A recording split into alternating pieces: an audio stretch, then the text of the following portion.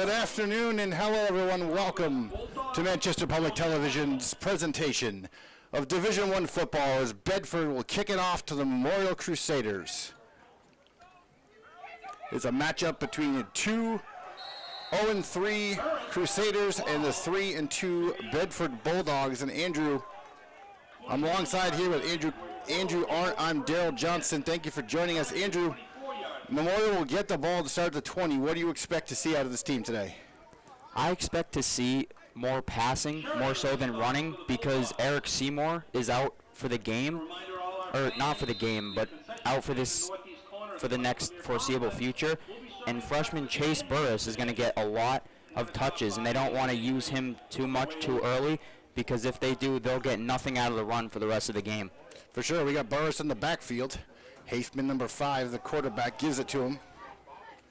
He is smothered after a short gain trying to get to the edge, but he's pushed out of bounds for a short gain that'll bring up 2nd and long for the Crusaders.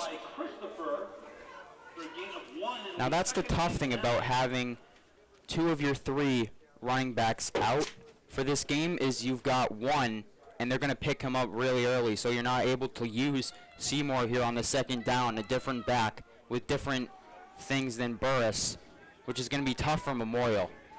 Yeah, and certainly the Crusaders have been, hampered by injuries this year, losing some key players as we get the direct snap here.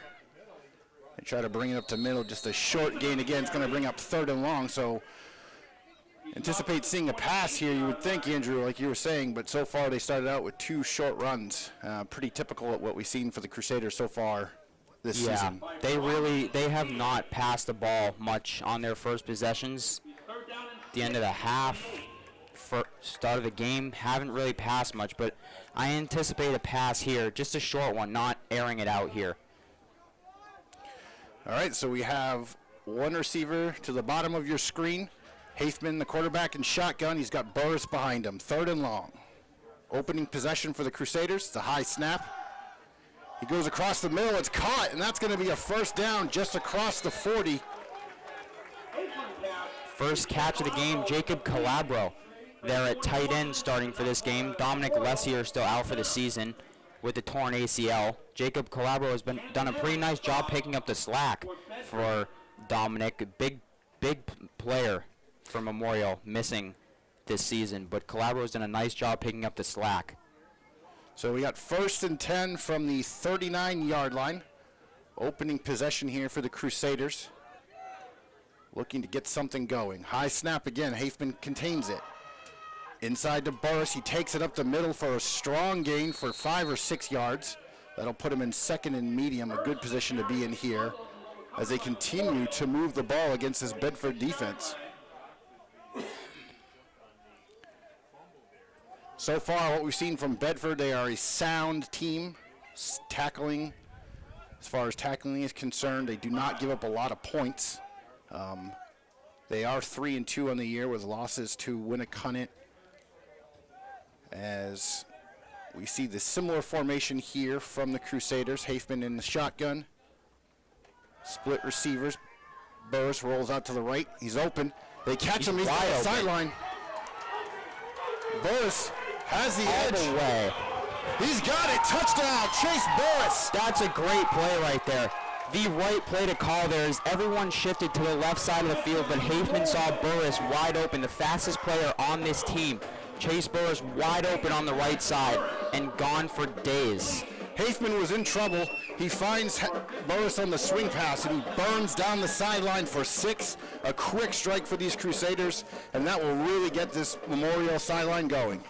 That really caught that Bedford defense off guard, too. They saw everybody. Sawyer Bergeron motion to the left side. They automatically went to the left side, and Hafman was in trouble, but he found Burris wide open. Just a little screen pass, maybe 1 or 2 yards in front of him, and great play call there.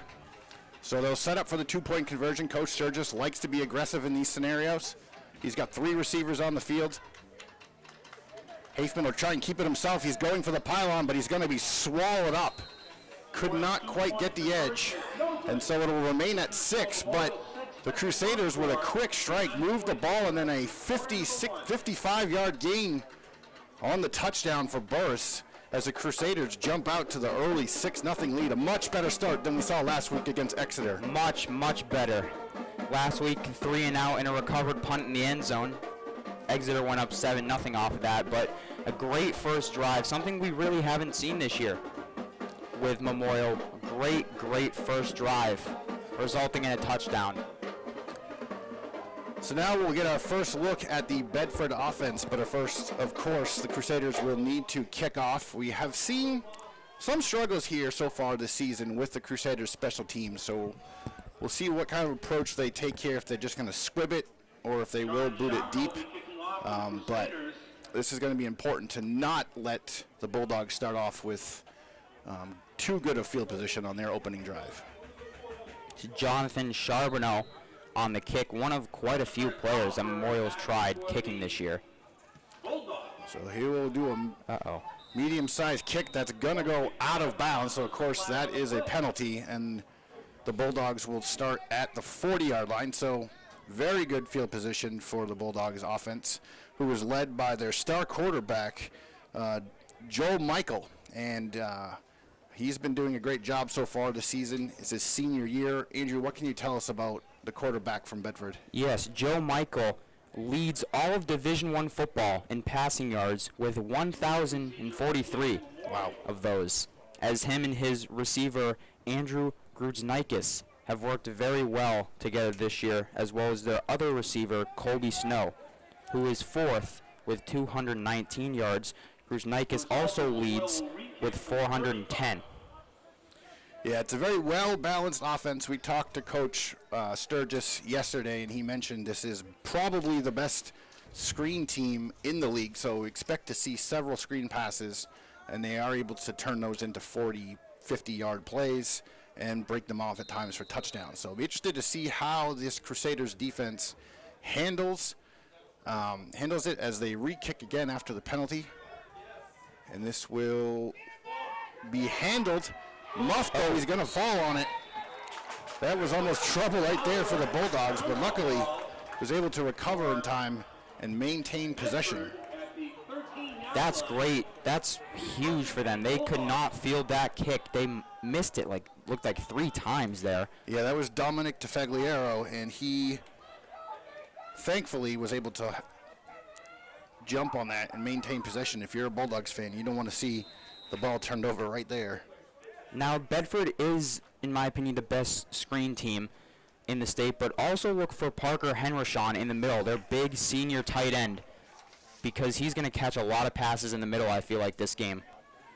Motion, they'll give the handoff to Cagaferio. He's on the outside, and he is able to get out to the 20 for what should be a first down or close to it. They're motioning this. It is a first down, so big gain there on the jet sweep for the Bulldogs. 6-0 is your score. We're here at Mike Flanagan Field, 9:28 left to go in the first quarter. It's Bedford Bulldogs at the Memorial Crusaders on Manchester Public Television. Bedford will come to the line. Their star quarterback, Michael, in the shotgun. He's got Logan Sphere behind him, number 1. Receiver in motion. He'll give the handoff inside, and he'll slam that forward to the 35. So 2 strong gains here for the Bedford offense. Similar play as last time. Yeah, same action. They just went with the inside run on that one and was able to carry it out to the second first down on 2 consecutive plays. So good start here for the Bulldogs. Going to need to see the Crusaders tighten up a little bit. Try and slow down this chunk plays. Interesting choice by Coach Sturgis is that's on the left side here. That's Braden Hafman, starting quarterback, and it's safety. So we got a penalty here, our first of the game. That's going to go in against Memorial for encroachment. So that will be 5 yards. They'll walk that off and respot the ball. 5-yard penalty. It'll be 1st and 5 from the 40. 60 yards to go here. 8:38 left in the first quarter. That is an interesting decision after he got knocked out of the game on the first possession against Exeter, having him play both ways today. Yeah, he's at the bottom of your screen. He's going to line up at defensive back. He's defending Grudinskis too. Here's Sphere. He powers his way forward. Found the edge and picked up another huge gain. They're out to the 33-yard line. Sphere's just powering through this Memorial defense right now. Yeah, they've been haven't met any resistance so far, Andrew. So they are just marching down the field. And it's the same play every time, same person. Sphere's got all 3 touches so far. But now he's off the field, which could mean we could see a pass play here. Yep, similar setup here. We got 2 receivers to the top of your screen, 1 back, shotgun from Michael. Michael will drop back, best passer in the state, little out, and that's going to pick up 8 yards at least on that one. So nice pickup there for Tafagliero. Found the open man and just hit him. I mean, that's simple football right there. He's not trying to force anything. He found Dominic Tagliaferro wide open on the sideline. Just easy plays here. Certainly was pitch and catch there for the Bulldogs as they continue to move their way towards the goal line. It was a first down, so they are 1st and 10 from the 18. 2 running backs in the backfield. Fake handoff on the play action. Michael steps up. He's going to run. He pulls it down. He gets tripped up in the middle of the field. So that might be the shortest gain they've had so far. Nice stop by Calabro there, going right for the legs of the quarterback, who looked like he saw a lane right to the end zone. Yeah, there was a lot of daylight. If Jacob Calabro does not make that tackle, he might score on that one. So, but that was a 5-yard gain and the shortest pickup so far for the Bulldogs as they continue their march towards the end zone. As they move towards Southside Middle School, end of the field. 6-0. Crusaders on an early touchdown on a swing pass to Burris. Bulldogs are threatening. Here's a run right up the middle. That's Russell Irwin in the backfield there. So Irwin charges ahead for another 7 yards. Logan Sphere still getting a break after he had 3 huge gains that brought Bedford all the way up into Memorial territory. As he's still on the sideline, as far as we can see. Irwin's still in the backfield. Yep, and we know the Bulldogs like to rotate their running backs. They all have similar yardage on the season. Sphere is certainly their lead back, but they will mix and match. They do have the depth to do that. And we were talking to our colleagues at Bedford Public Television, and they were, letting us know this Bedford team hasn't really had a lot of injuries. Unlike Memorial, they've been relatively healthy. As we have a penalty on the field here. The only one that Bedford has had is Hunter Fennessy has a torn ACL. He's done for the season. And we have a penalty here on the Bulldogs for legal procedure, so that will set them back. First and goal, this time from the 8. So they are 1st and goal just inside the 10 at the 8-yard line. Looks like Sphere's checked back into the game. Correction, that's not Sphere. That's Russell Irwin still Irwin in out the there. backfield. Looks like he's more the power back, and Sphere's the long gain guy. Very good handoff there, and he's going to catch the edge for the touchdown. Very well executed play there. It looked like it might have been play action for a second, but that sweep comes across. It was effective earlier in the drive, and they scored the touchdown here. So 6-6 is your score after the Bulldogs strike, moving down the field with very little resistance. And that's Dominic Tagliaferro, their fast receiver, just cutting right across the middle and saw all the time in the world to get to the outside and into the end zone. Yep, they just run that sweep across away from Calabro's side and able to catch the edge and pick up the quick score. So after Michael boots that through the uprights, the Bulldogs take the lead here late in the first quarter. 5:48 left to play. Your score is 7-6 with the visiting Bulldogs. The 3-2 Bedford boys football team comes into this looking to pick up their 4th win, while the Crusaders are looking for their 1st win on the year. Of course, the Crusaders have only played 3 games this season, with 2 of them being postponed due to COVID complications. Hopefully one of those games at least will be made up against Central as everyone looks forward to that crosstown rivalry here. I really hope so. I hope that one gets made up, because that would have been a fun game to watch. Maybe Thanksgiving, maybe before that. We'll see how it goes. We're looking forward to seeing that matchup. It is a Manchester classic, and certainly this Bedford team is proven to be a formidable opponent in Division I. As, of course, many of you remember, Bedford used to be part of Manchester West, and that program was much different when they were pulling from Bedford's player pool, but of course now that's separated and things are much different as we have a fumble and a recovery on the kickoff as Manchester is able to hold on to that, and they will gain possession here just inside their 30, their second possession of the game. Good recovery there by Nathan Davis as he missed the first catch but then corralled it and got a couple yards out of it. So the big thing there, of course, is to come away with the ball. You don't want to be turning the ball over after just giving up a long drive to the Bulldogs. You don't want to put your defense back out there again. You want to give this offense a chance and see what Hafman and Burris and company can do. We'll see if they start off, like you said, Andrew, they like to run early downs, if they'll continue that trend here with Burris, or if they might try to go right back to a little swing pass action again, see for a quick strike. Hafman rolls out of trouble. He's looking downfield, motioning. He's got nothing to throw to, and he takes a shot out of bounds very close to the sidelines. Was waiting to see if they were going to pull a flag there, but they do not, so Hafman picks up a modest gain of 2 or 3 yards there. He wanted to try to go downfield, but just was not able to do that with the time he had. The pocket collapsed. He had to roll out, of course, and just wasn't anything there for him downfield. They had Calabro completely covered there. Hafman just didn't want to force that because that's a pick waiting to happen.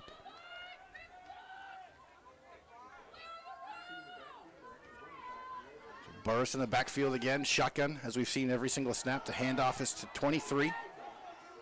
He'll take it to the outside and be pushed out of bounds for another small gain. So we're going to get 3rd and medium here. 5:22 left to play. It's 3rd and 6. It's a long 6 yards here. Last time they were the third and medium, though, Andrew. They did find Calabro in the middle of the field on the soft zone. So we'll see if they try to go there again and if Bedford looks to sniff that out. I feel like we may see a pass to the outside here. Wonder if he'll draw, Jacob Calabro will draw to the middle and then hit the outside man.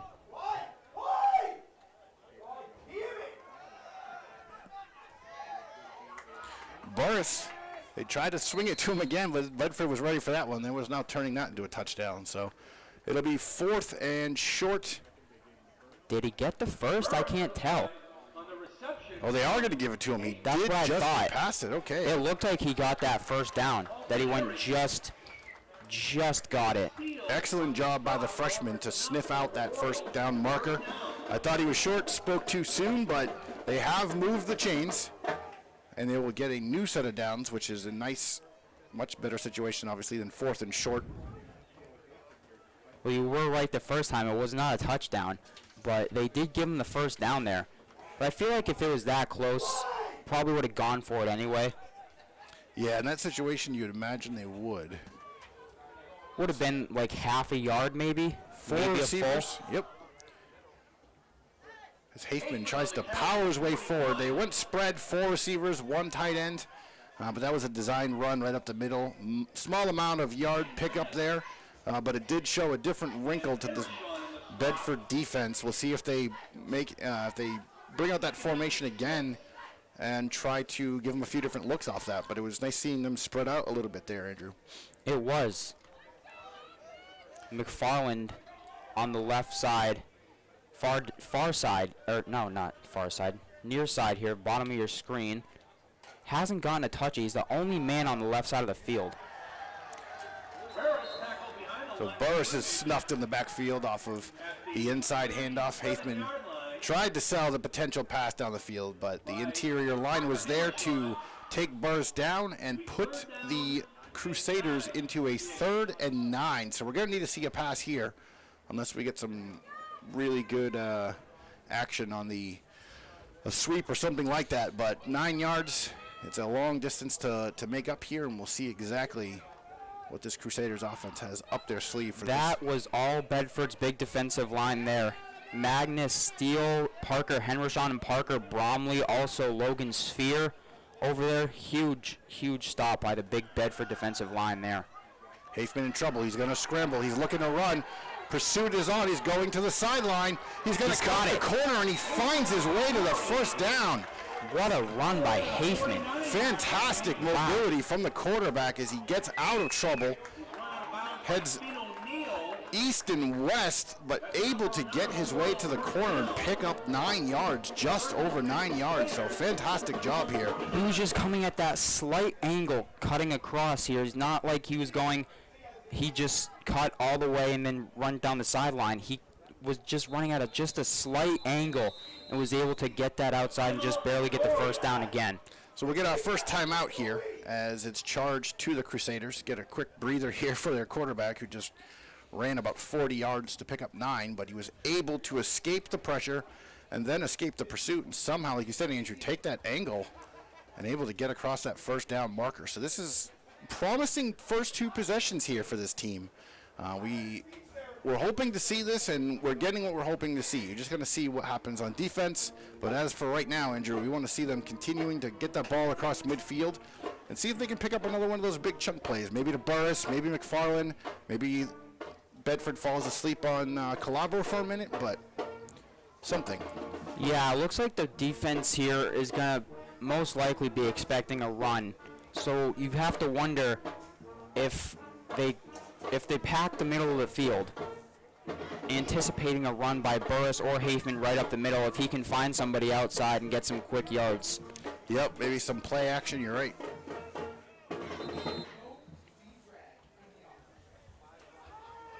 So it looks like Bedford is not quite ready for the setup as Manchester is already lined up and ready to go. Bedford hustles back out, gets into position. They've got 2 deep safeties, 3 linemen on the rush.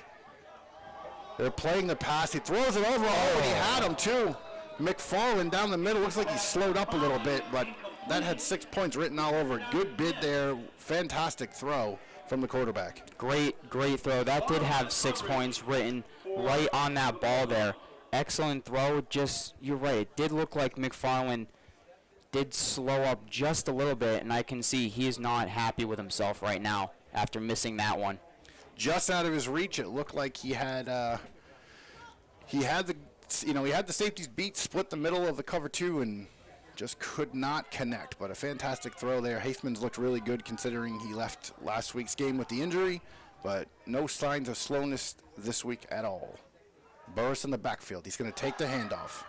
Up the middle, he jukes, and he's going to be wrapped up and taken down at the 47-yard line.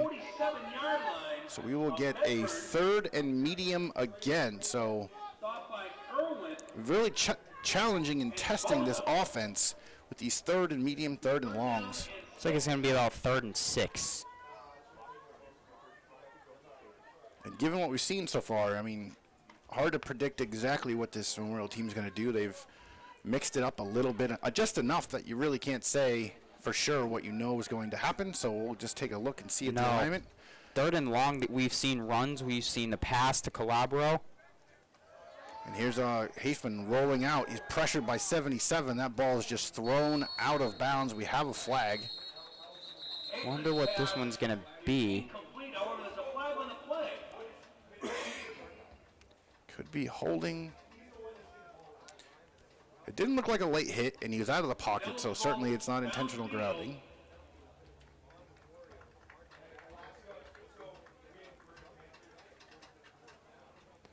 So we await the signal. Oh, they're walking it off. I never really caught the signal. But Play is a 5-yard penalty.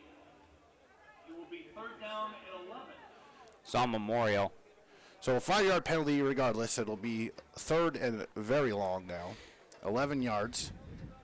I don't think they ever gave it. Oh, there it is. Bedford has declined the penalty. It will be 4th down. Yeah, that would make sense. Yeah. I was wondering why they were not declining, but. A little bit of miscommunication here. Yeah, it's always tough, too, for us in the broadcast booth with the head referee signaling the other direction. So you have to kind of punt will be use your Jordan best Charbonneau. decoding skills from behind to figure out what the call is. They didn't really give a signal either, a clear signal. Here's a high looping snap. The punt is off. It's straight up in the air. It's going to be fielded. That's going to be interference. You cannot run into. Live on the play, That's an easy call. Very easy call. So that will another mistake here for Memorial. Back-to-back snaps.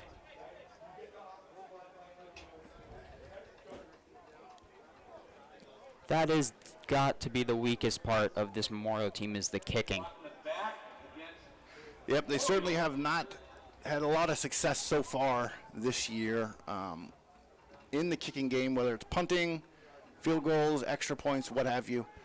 It's definitely been an area of a challenge for them. They're looking to solve, but for right now, they're going to have to solve this offense because the last drive that Bedford have, they move right down the field with very little resistance.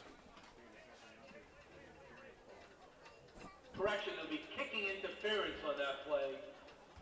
Kicking interference. And Bulldogs at their own 35. So we start from the 35-yard line. Joe Michael in the backfield. He's got Logan Sphere behind him. He's back in the game here. Looks like he might be a player they use between the 30s. They did not use him near in the red zone, but he's back out there now. They got two receivers to the bottom of your screen, one tight end. The snap. Sphere charges ahead for a small gain. Not much doing there.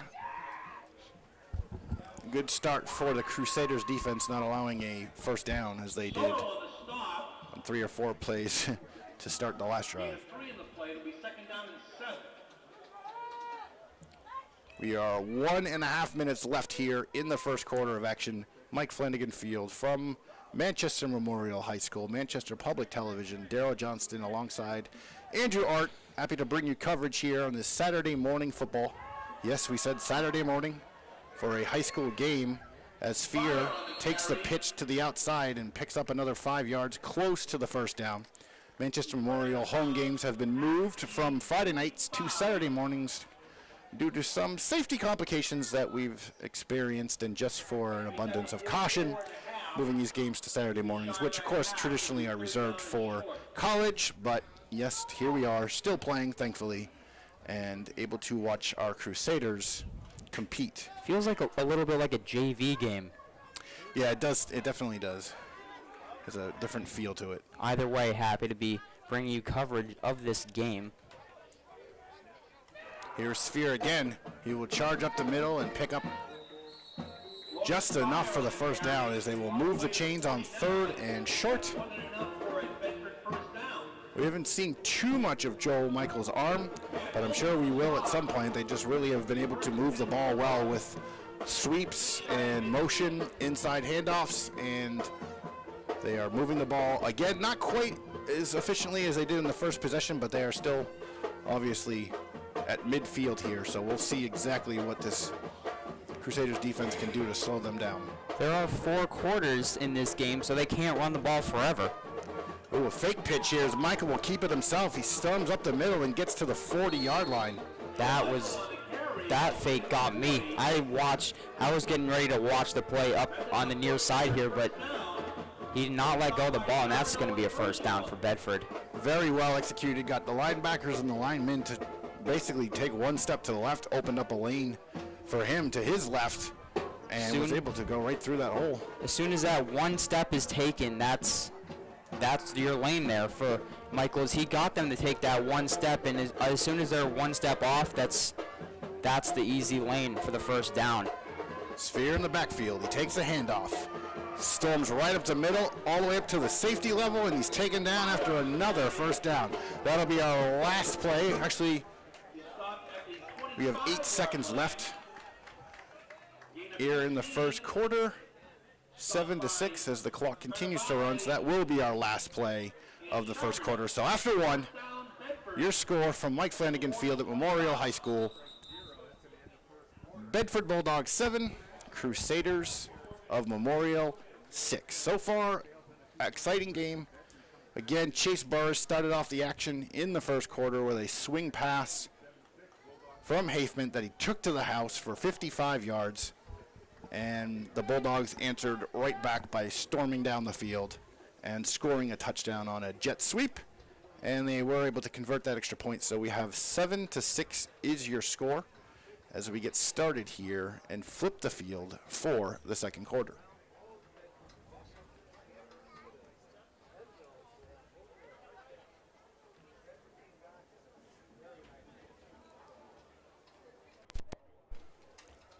In the first quarter, I liked the different plays that we saw from Memorial. From Bedford, we basically just saw a bunch of runs and one short pass that ended up in 10-15 yards.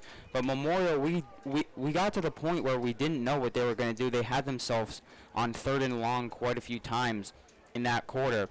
And we saw a pass to Jacob Calabro on 3rd and long. We saw Hafman take it to the left side on 3rd and long, and then we saw the pass to Burris, who took it to the house also on, you guessed it, 3rd and long.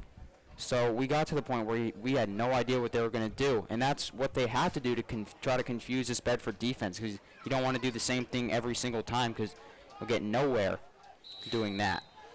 Certainly true, certainly true. As we start the second quarter here from the 25, sweep action coming, fake handoff. They'll go right inside to number 32.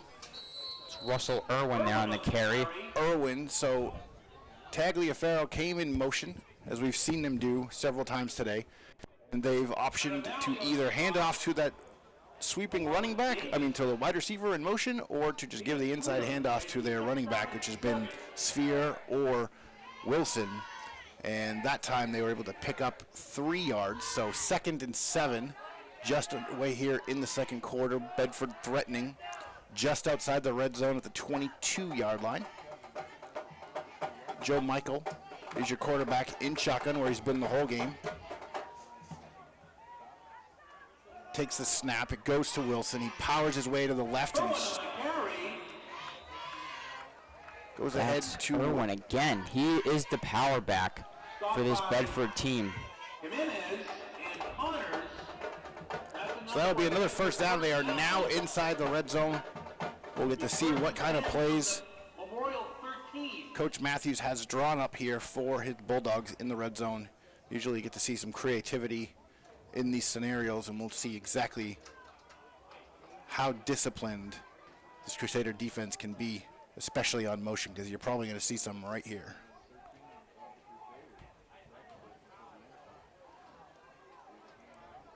There's Irwin again. Yep, that was actually Tagliaferro. He just took it easily. No It resistance. was Tagliaferro.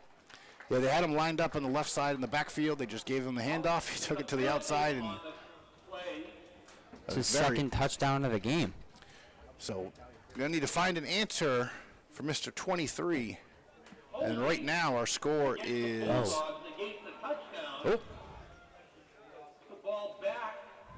It's holding on Bedford, and the touchdown's no good.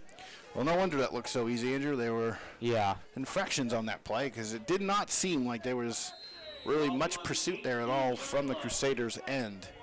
So we'll see what they try to do at this time as they move Tagliaferro out at the bottom of your screen. That did look a little too easy. He wasn't even touched.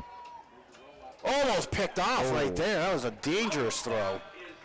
Still great play there by Nathan Davis, getting a hand on that ball and deflecting it away. But that was very dangerous and could have resulted in a pick in a bad area for Bedford. You don't want to turn the ball over in this area of the field. For sure, inside the red zone, that's would be a very bad turnover. But it looked like Michael had a design play there.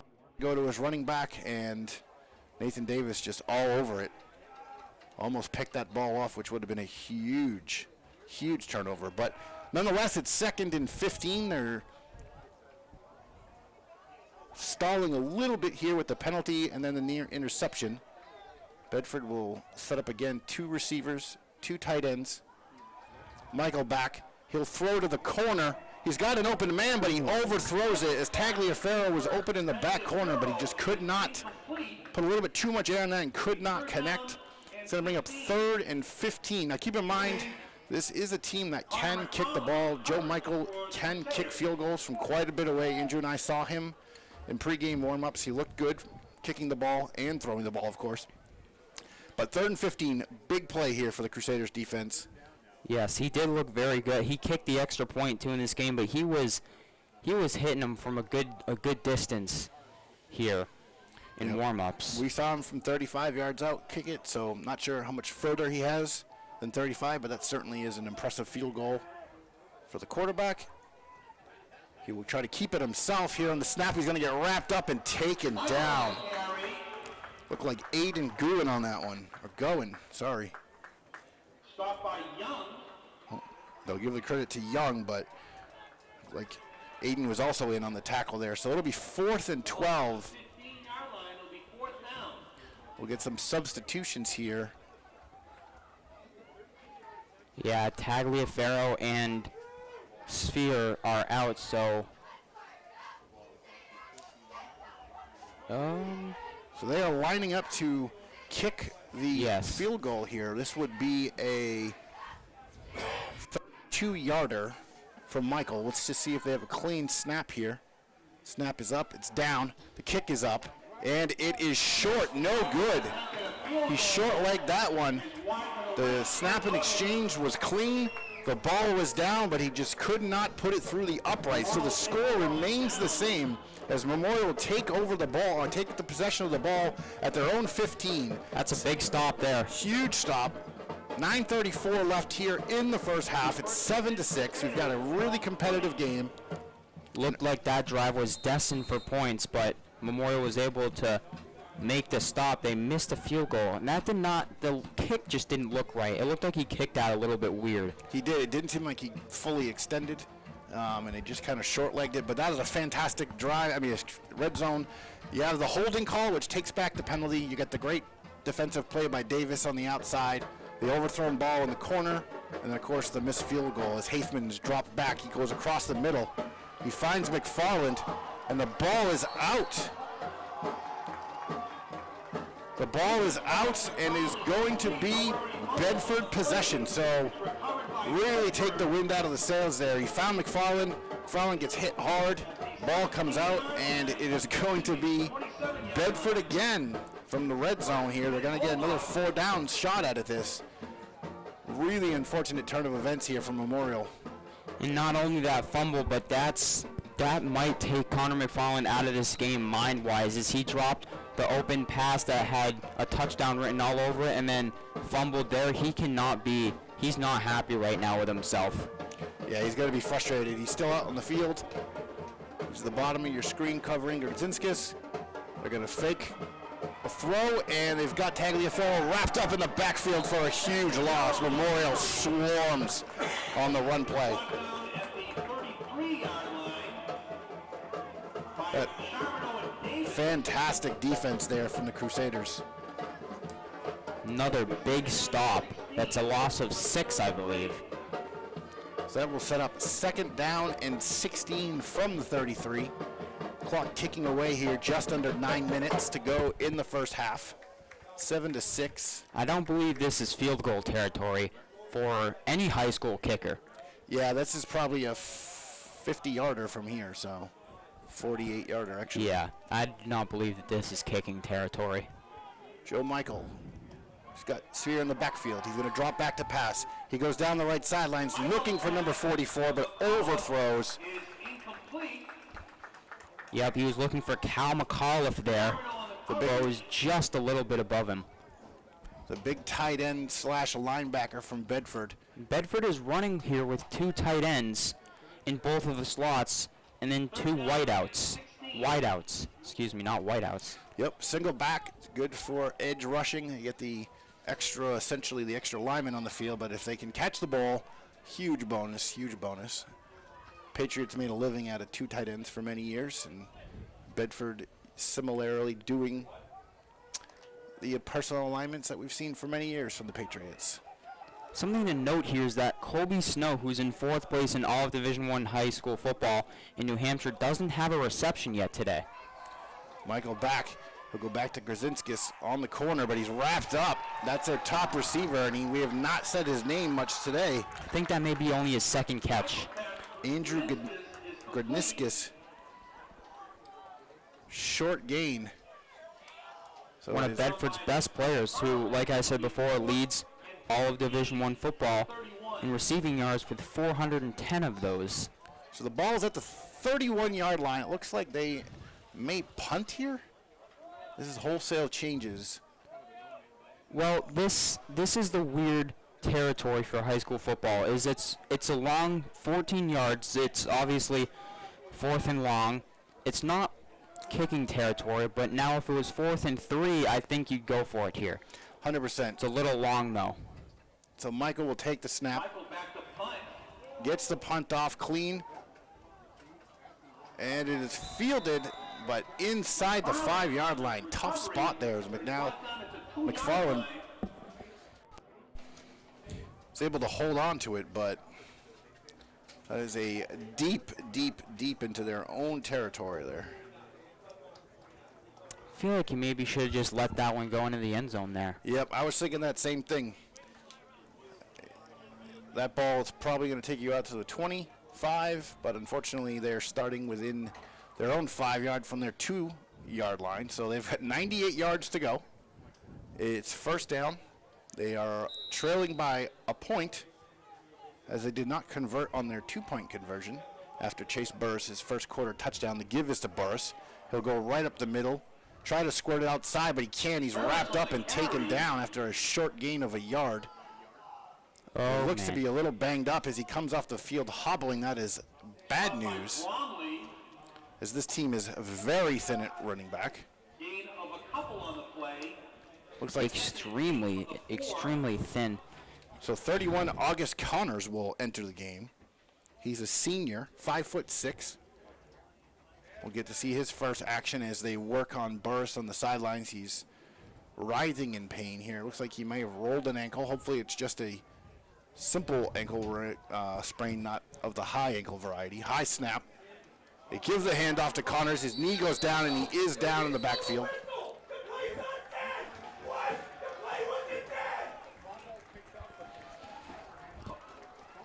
Memorial Hunter tackled in the end zone for a safety by the The Bulldogs. referee said his knee was down. It looked weird because Hafen put his hands above his head like he saw that his knee was down. Yeah, he was definitely down. And we have a stoppage in play here.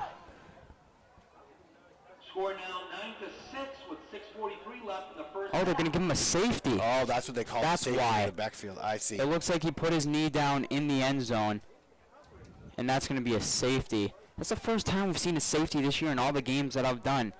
I've not seen a safety, not even in the NFL, in games that I've watched. Yeah. Safeties are just so uncommon now because now the kicks are just either boomed into the end zone or good returns. You never really start with the ball inside your own 5. It's dangerous territory. I was a little distracted by the press box next to us. There was some loud screaming going on, so I wasn't quite sure what the commotion was, but thankfully we are all okay despite the safety. It's 9-6. We have 6:43 left here in the first half. Unfortunate events here as Burris goes down. First and foremost, the Crusaders had to field the ball, or they did field the ball at the 2-yard line, so that buried them deep in their own zone. Then they try to get out of it with Burris, and he goes down with the ankle injury. He's getting taped up on the sidelines. They bring in August Connors. He gets stopped in the backfield. Knee goes down, and he ends up with the safety. So it is now 9-6. We've got a timeout on the field here as Manchester took their second charge timeout, so they have one timeout left here in this half, and they will be safety punting back to the Bulldogs. Safety punt. It's the one. That's the one where there's no snap and they just start with it. It's like a Looks like rugby. yeah, Yep. or a soccer goalie punting it, just starting with the ball, no snap. So Burris still sitting on the sidelines. He is sitting up. That's a promising sign. Not sure if we'll see him again this game, He hasn't walked or moved around at all since coming off the field. Trainer's still working on him. Well, last week we saw Eric Seymour come back into the game, and now he's not playing this week. Might have re-injured it. Who knows? It's tough, though. They are down, as you had mentioned at the beginning of the broadcast, all the injuries that they have dealt with, and now they are in a situation where they are down to quite possibly their 4th or 5th string running back. So that's going to really put a lot of pressure on Haithman, a lot of pressure on Calabro. There's the punt. Fielded at the 40. Tagliaferro takes it. He's at midfield. He'll cut across the field. He's got a corner. He's down the sidelines. He's got a man to beat. If he does, he could be gone. He gets tripped up and he goes out of bounds. Run out of bounds at the 15-yard line. Okay, so they're going to have him stepping out of bounds at the 15. He did catch the edge there, but he almost took that to the house. Once he crossed midfield, all he really had to do was beat one man, but the angle was just not quite there, allowing him to take it all the way. But here's Bedford again, Andrew, inside zone, 15-yard line, 1st and 10. 9-6 is your score. No, there have been no field goals. We have a safety. For those of you who are just joining us, a safety against Memorial. They were deep in their own zone. Burris gets hurt, comes out of the game. He's walking under his own power now. He is. He's walking over to the Gatorade stand. Now back to the bench. He looks to be okay. We'll see if he gets back in the game here when they switch back to offense. But right now, it's about another red zone stand. We got Grzinskis at the top of your screen. I wouldn't put him in for the rest of this half. Tagliaferro at the bottom. Single back Sphere in the backfield. Tagliaferro goes in motion. It's a low snap. The handoff is to Sphere. He looks for his hole, pounds it up the middle, and he's stopped. There's no hole there. Just about the 11-yard line. 4-yard gain there. So that'll bring up, actually they're going to give him 3. So it's 2nd and 7 from the 12.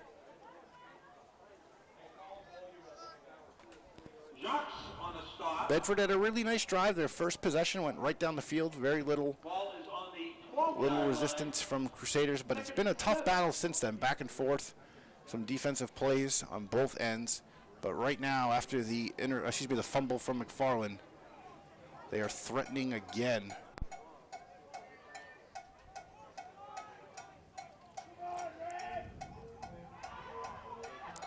And Michael fakes the pitch, tries to take it up the middle. Stopped by Wilson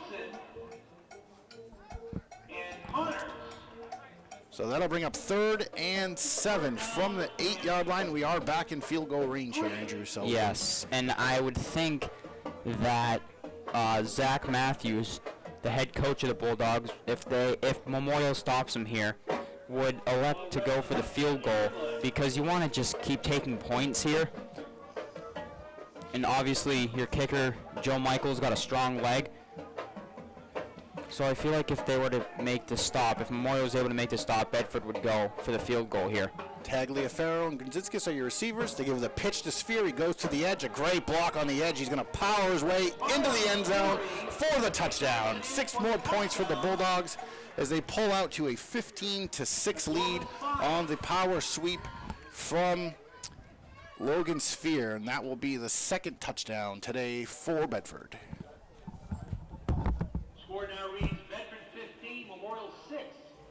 With a little under 5 minutes left in the first half.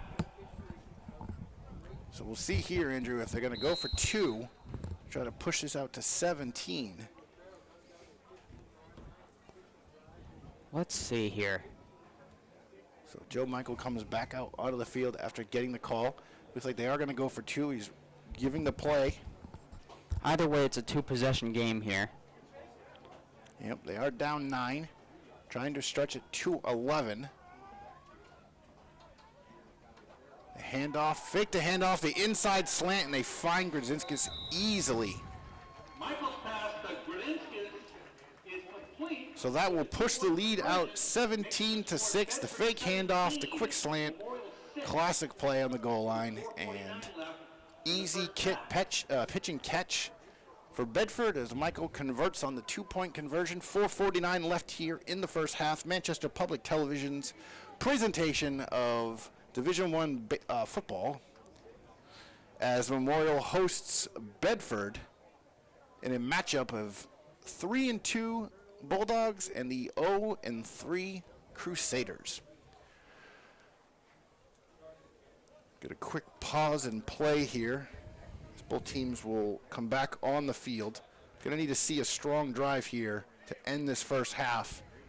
It'd be really nice to put up another 6 points here and go into the halftime just down to score. But right now they are down 11. Manchester has struggled to score points this year in 3 games. They've scored a total of 40 points, so that's about 15, 16 points a game. And they're averaging giving up 40 points, so that ratio is not in their favor. And right now, they're going to really need to see something happen here in the last drive, hopefully, of the quarter. It would be nice to see a 5-minute drive here down the field, score, go to halftime. Just move the ball up the field any way that you can late in the game here. Bedford will get the ball to start second half, so you got to be smart with it. You don't want to force anything because you don't want to give Bedford the opportunity to put more points on the board before the half is over and then have another opportunity right when the second half starts. So you got to be smart with it here. Yep, excellent point. Those back-to-back scores, ending a half and starting a half, can be backbreakers. And certainly with the challenges that Memorial has with moving the ball and scoring, that is not a situation they want to be in. So we'll see exactly how they handle this right now. It looks like Burris is still not out there. They got 3 receivers to the bottom of your screen. Hafman will do a little swing pass on the outside. That is going to be incomplete. They're going to have to try to manufacture some other offense here without much of a running game. They try to go to the freshman Colin Bolio, a very athletic receiver. Bright future here for the Crusaders. But a challenging start here to this possession as we have 4:46 left to go.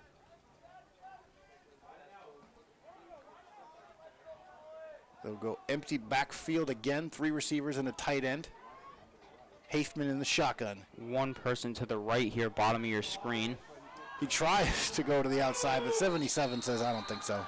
Nope. Sniffed that out from a mile away. That's Magnus Steele saying absolutely not to Hafman, trying to get through the middle and makes the big stop. Yep, Steele, a big kid, and he had the edge contained. There was really nowhere for Hafman to go, and they are really, really seeing the effects of not having a running game, as now 23 has re-entered the game, so it looks like Burris is okay, although 3rd and 11, this is going to have to be a pass here. Not the ideal run here. And Burris will actually line up wide left in the slot. They got 5 receivers this time, and we have a penalty. That was one too many men there. As you saw, Davis at the very bottom of your screen trying to get off the field, but the official saw him before he got off, and that'll be a 5-yard penalty. Yeah, it looked like 12. I was trying to do the quick count, but you're right. Davis could not get off in time. 5 receivers, including Burris in the slot to your left, 3 at the bottom of your screen. Hafman takes the shotgun pass, tries to throw it over, and that's going to be almost intercepted. Off the hands of Burris. Russell Irwin almost picked that ball off. It looked like Burris missed the catch. It hit Irwin's hands, but then Burris almost caught it on the way back down. Yeah, they tried to hit him on the drag route, see if they could get him to the outside and pick up that first down, but the ball was just a little over his fingertips. He pops it in the air, almost catches it, as you said, on the redirect. But it was also almost picked by their power fullback, running back, Wilson. So we're going to get a punt here. As we said, they've struggled a little bit with the kicking game. Snaps included. That's a good snap. The punt is off. It's a good punt. That's right at him at the 30. Tagliaferro gets the edge. He is quick. He has the corner. He's pushed out of bounds just in time, but that's the second time we've seen him rip off a special teams return for a big gain. So that's going to put the Bulldogs in fantastic field position. 3:43 left. we were hoping to see Manchester move down the field and eat up some of that clock, get to halftime, but now we've got a really precarious situation. Down 11 points, 3:43 left, and Bedford is at the 31-yard line. Man, he is quick there, Tagliaferro. He's very, very fast. And Memorial he just caught them off guard, too. He's just flew down that sideline, but luckily there's someone there to push him out of bounds. Swing past. Outside. Has the edge. One man to beat, and he powers his way in for the touchdown. Ledger Russell, number 27, the sophomore, takes the swing pass a la Chase Burris in the first quarter and just bullies his way to a touchdown for the Bulldogs. That was his first reception of the game, and it's a big one. That will make the score 23-6 as they will go for the conversion here again, opening this game up to a 3-score lead with 3:33 left to play. So tough sledding here in the second quarter. First quarter looked really, really good, but second quarter's been all Bedford as Michael lines up for the extra point. Snap is down, it's good. The kick is clean, and that will make it 24-6. Making the score Bedford 24, Memorial 6, with 3:33 left in the first half. If you're just joining us, it's been all Bedford in the second quarter. It was 7-6 Bedford after one. Both teams exchanged touchdowns, but since then we've had a safety, an injured running back in Burris, although he has come back into the game, and a couple of quick scores here late in the second after two fantastic special teams returns from Tagliaferro. So right now the score is 24-6. Manchester has another chance here to try to put some points on the board before we get to half, but they are trailing, Andrew, by 3 scores. Yes, this second part of the game here, second quarter, has been all Bulldogs, and they've been using their speed more so than the pass game. The speed and power of the running backs, Sphere and Russell Irwin, but they've also been using the speed of Tagliaferro. So they have not really passed much this game either. Here's the kick. It is a short one. And it looks like they will start their possession at the 30. On the recovery of the kickoff at the 30-yard line. Nowhere to go there for Calabro. Just tried to get up the middle, and there was no hole there for him. He was stopped easy. So Calabro does a good job of holding possession of that ball, not giving it back to the Bulldogs, which would be a back-breaking play. Now, could you imagine giving it right back to him after they scored? Burris in the backfield, 2 receivers to the bottom of your screen, 1 tight end. The handoff, fakes the handoff, roll out, that's going to be deflected. Saw that coming. 77 again here. Mangus Steele's got his hands on that one, and you saw that one coming from a mile away. Mangus Steele, what a great name for a defensive end. It was either he was going to get a hand on that or Hafen was going to get crushed. Yeah, that was it was a good play action. It looked like Burris actually had the ball, but unfortunately Steele is not being contained on the edge, so he's just able to get in there J.J. Watt style and just disrupt the play. That's the third play we've seen from him just in this half. They'll try again to go to the corner. They'll complete it for a short gain. There's Sawyer Bergeron there, his first reception of this game, as he's been covered all game just about.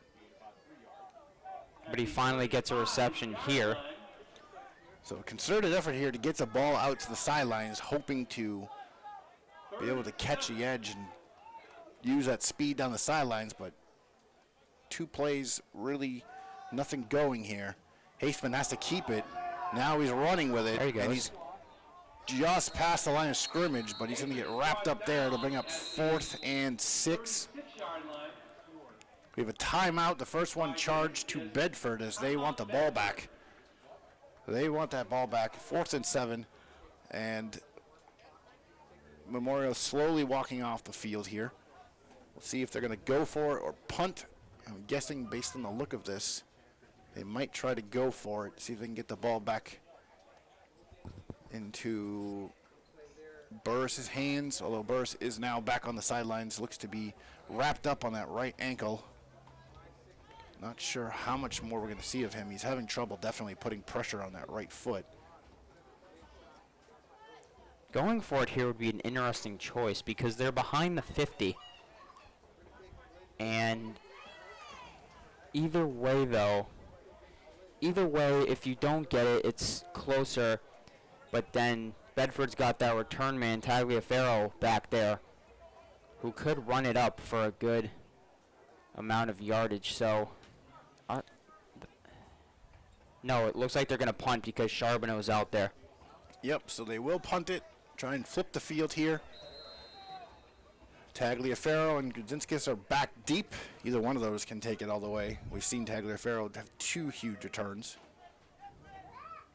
No fake here. Right to Tagliaferro. He muffs it a little bit, but gains possession. Now he goes to the outside. Similar situation as last time. He's not going to be able to go much further than this. He tries to cut it back, but they wrap him up at about the 35-yard line of Memorial. So another short porch here for the Bulldogs as they look to increase their lead. They are up 24-6. There's a little over 2 minutes left. They just used one of their timeouts, so they still have 2 left. Gotta wonder if we're gonna see some passes here late in the second quarter.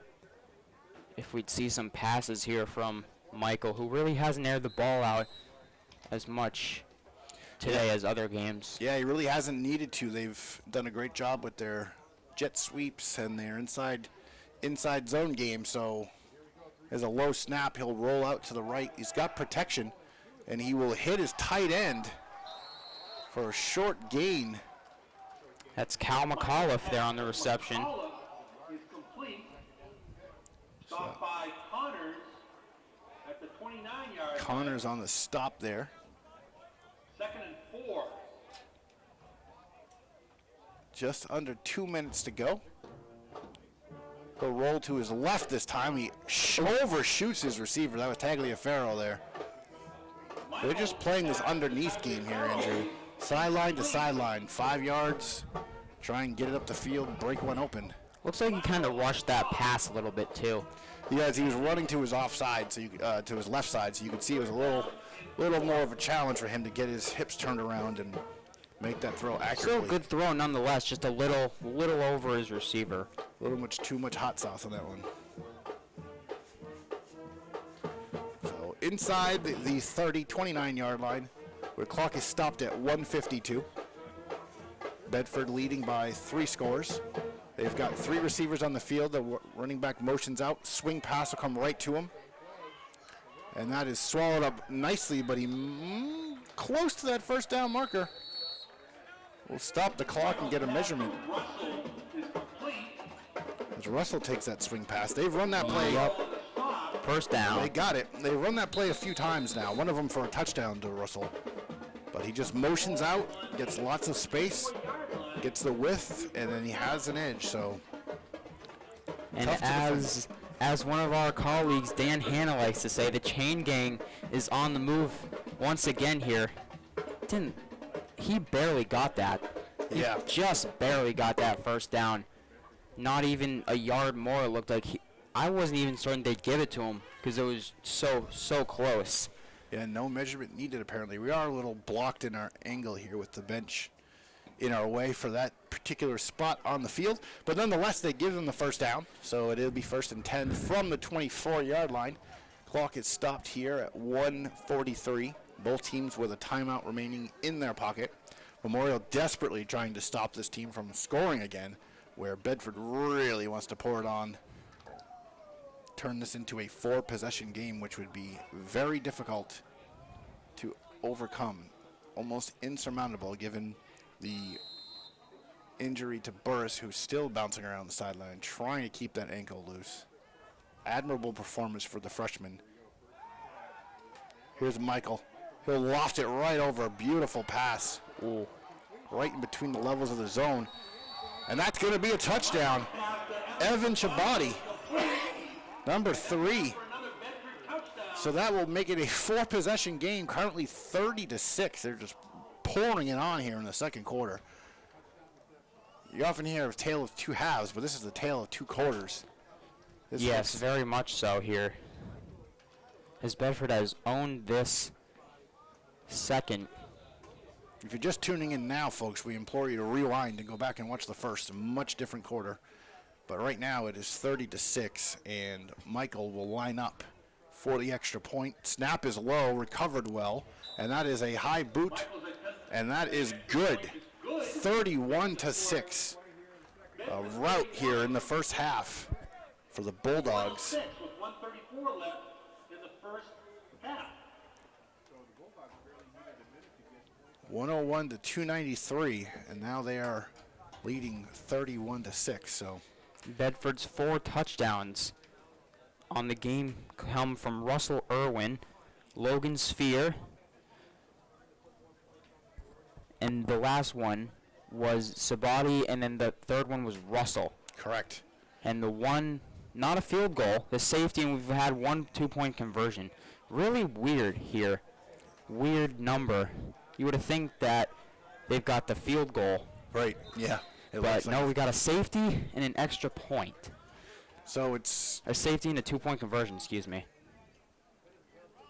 1:34 left. 1 timeout remaining here for Memorial. They'll have another shot at this. They cannot give the ball back to Bedford. I mean, they can, but it's really, really not preferred at this point. But no, they got to keep the ball here. Bedford's going to get the ball, as you mentioned, Andrew, the second half. So, be a great time for a kick return here for a touchdown. Oh, yeah. McFarland is going to... Ooh, Oh, we touched it. Oh, no. That was a fantastic kick. It died at the goal line. He couldn't tell whether he should pick it up or not. He did. Thankfully, he's out of the shadow of his end zone, but they are still deep within their own territory as it's the 10-yard line, and now McFarland comes up limping. Ball's on the 13-yard line. Be first and 10. So frustrating year so far for this Crusader team, losing 3 of your key players to Jamboree before a meaningful snap even occurs. And now every week it seems like someone's going down with an injury. It's Hafman and Seymour last week. Burris this week.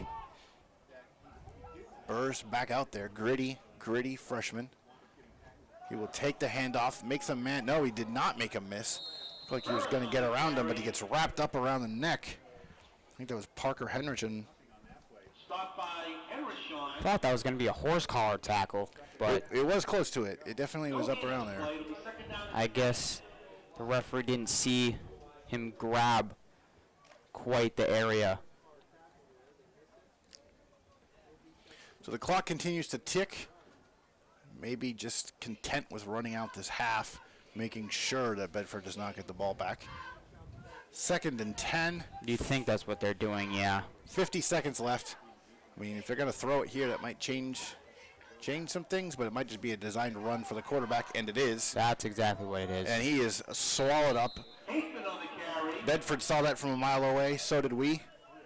And, here we are. So Brought down by Bromley. 30 seconds left, folks. Yeah, they're just trying to end this half here and not even give Bedford the ball back. Gain of 1 on the play. So at halftime, we will break Third down and 9. in the action. You'll be able to watch the halftime show here from Mike Flanagan Field. And we will be back in the second half for some second half action from the Crusaders. We'll see what kind That'll of drives do they it. can put together. But for Andrew Arndt, I'm Daryl Johnson. We'll be back with you in just a moment. That was the last play of the first half. The score, Bedford 31, Memorial 6. We'll take a 15-minute break and come back and play Just a reminder, all our fans, the concession stand is open. Yeah, just helping them out. Serving both breakfast and lunch. No, Hollywood. Oh, really? Yeah. Yeah. We'll announce the 50-50 ticket winner.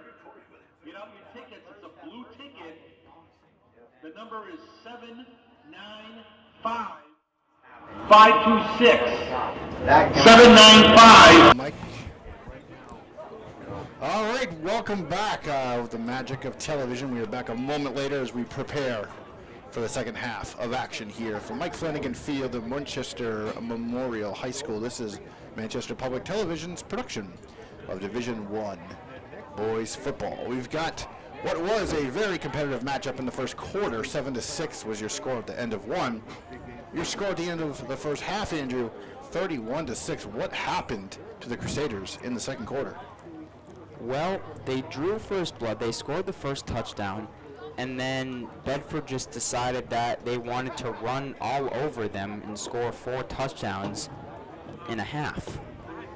We saw swing passes, we saw inside zone, we saw it all, and really there was not much stopping that Bedford offense in the first half. Of course, they did start out with field possession, or fantastic field position on almost every single one of their possessions, due in part to fantastic returns from Tagliaferro, as well as some untimely penalties from the Crusaders. So we will just about ready here. We have 2 minutes till kickoff. As you can see, the teams are getting stretched out and ready to go.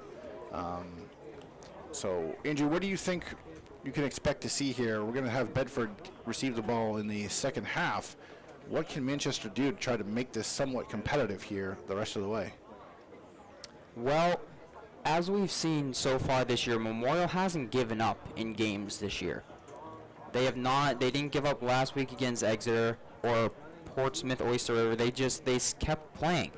And what they need to do is they have to get the ball up the field, but don't force anything. But also, the plays have to be designed for very specific things. You know, you see the defensive ends coming in, air the ball out. You know, you gotta pick up what the Bedford defense is doing, first of all.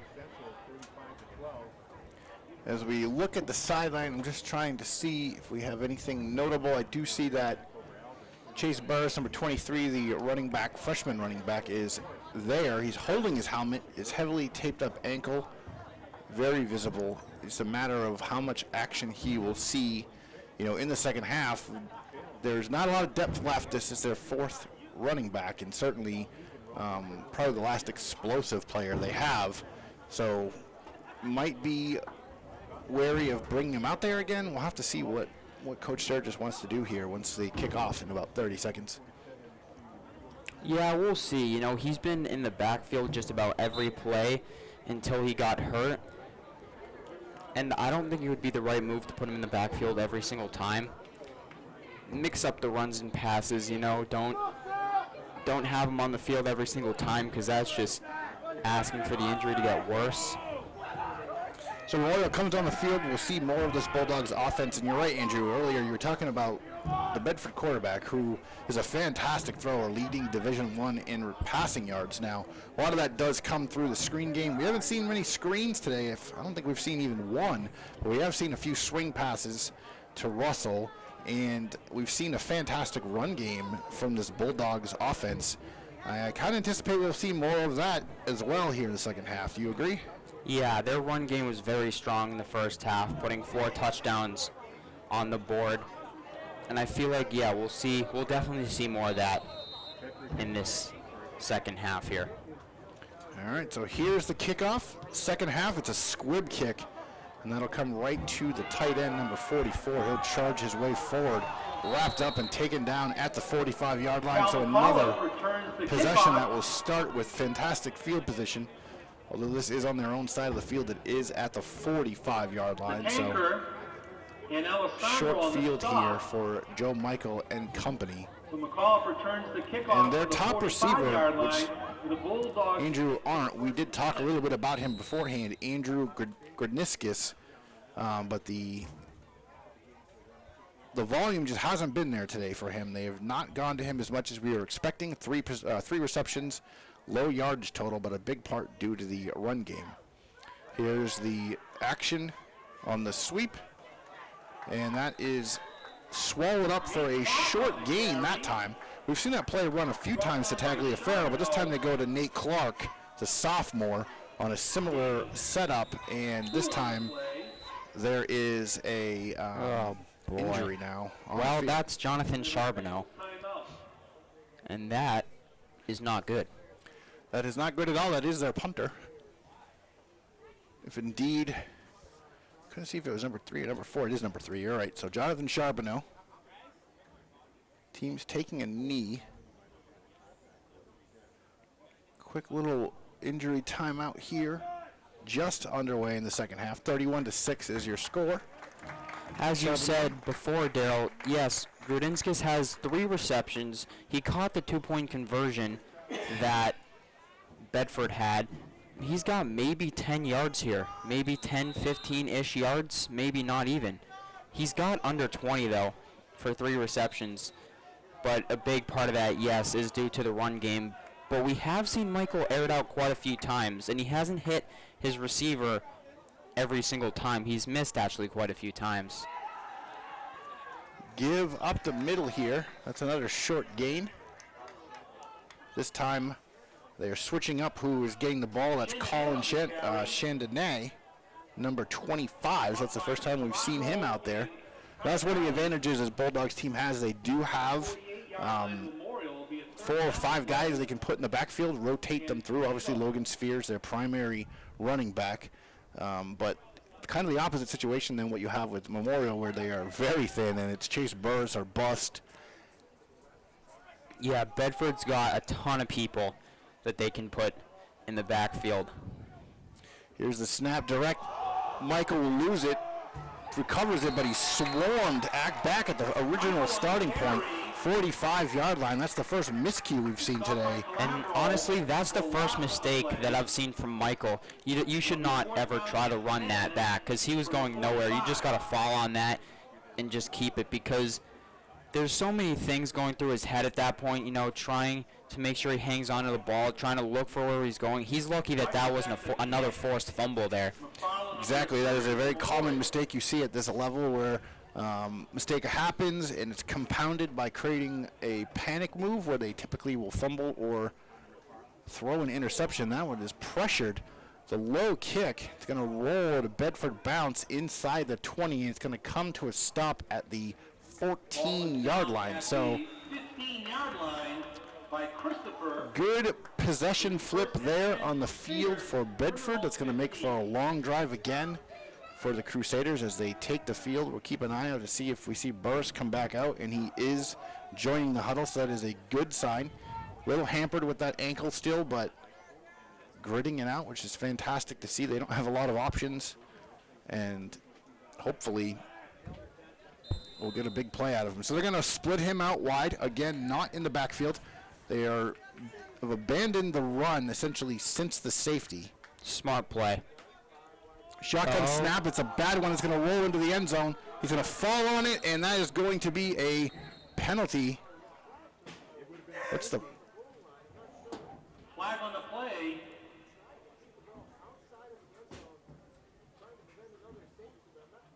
Yeah, it looked like a safety to me, but I'm not quite sure what the flag is for here.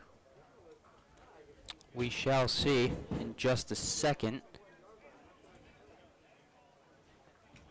Referee going over the Bedford bench to probably explain what's happening here. Yeah, so they are. The defense is signaling safety. Safety on the play. Over, there's a personal foul against Bedford. All right, so we have a personal foul against Bedford.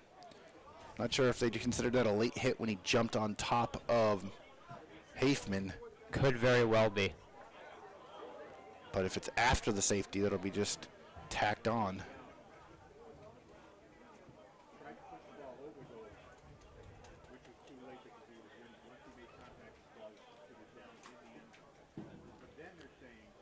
So we are waiting for exactly what. So they said it was a safety, They've marked it on the board. It's But a 33-6. personal foul as well. So it might have been considered a late hit. Hafman does fall on the ball in the end zone. That play is dead as soon as he does. And they came in and tackled him while he was laying prone. So that might just be considered a late hit, which is good. You want to protect the players in that situation. But again, the second safety. So as you mentioned, Andrew, we haven't seen a safety all year. And we've got 2 of them. Yeah. And of course, last week we had the bad snap over the punter's head that ended up in the end zone. Foul will be attached to this punt. Okay. Should have been on the 20. It's now on the 35. So here's the safety punt again, second time today we've seen this. 33-6, 9:49 left in the third quarter. So that's the piece I wasn't getting, was about the personal foul, but we were just told that the personal foul is going to be added on to the end of this kick. So that's wrapped up. They'll start at the 35-yard line. The safety punt should happen from the 20, but they kicked it from the 35. Didn't make a huge amount of difference in terms of field possession or starting field position, but they are at the 35, so that does back them up about 10 yards from their last possession. So we'll see again how many sophomores get rotated in here, because it looks like with this lead, that's exactly what Bedford wants to do, is get some of the underclassmen some reps. Yeah, we could very well see Luke Soden, more of Evan Chabadi, or even the brother of Andrew Grudinskis, Alex Grudinskis. You could see him in here a little bit too, eventually. So we got 2 receivers to the bottom of your scheme, Grudinskis and Tagliaferro.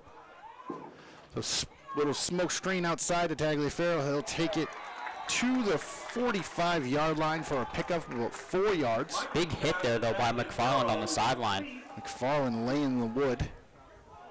One of the better hits we've seen today from the defense. At the 46-yard line. He's second down and 7. So 2nd and 7 from the 46-yard line. Bedford with a 33-6 lead.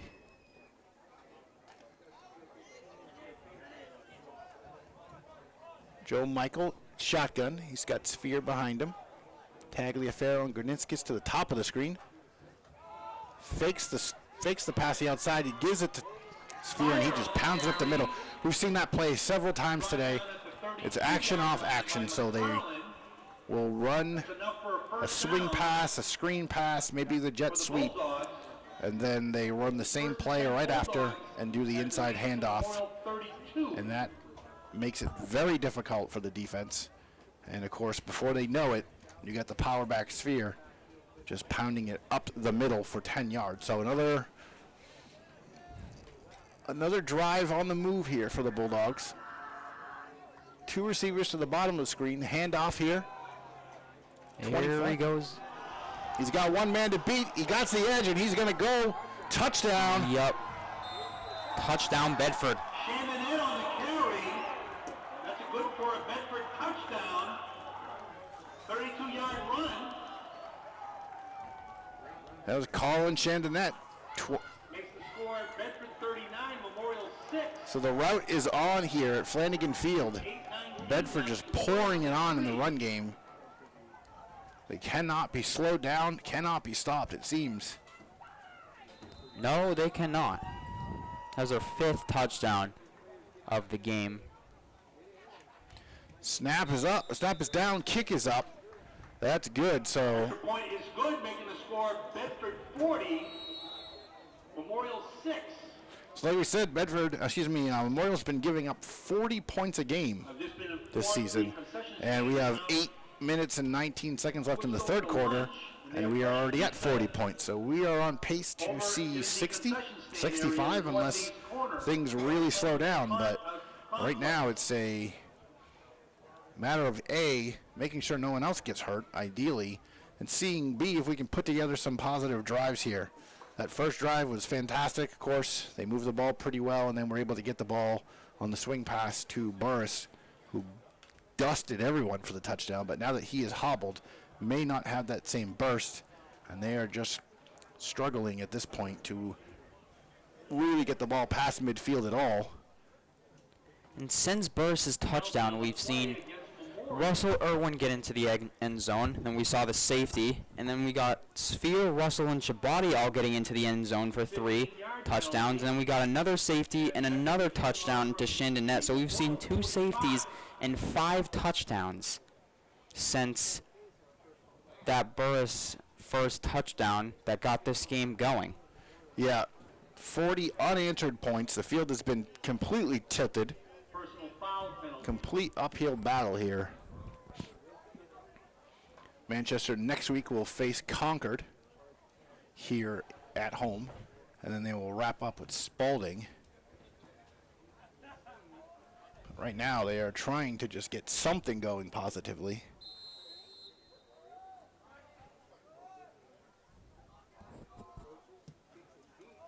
Michael with a strong kick. That'll go to the back of the end zone. Kickoff goes into the end zone for a touchback. The ball will be placed on the 20-yard line.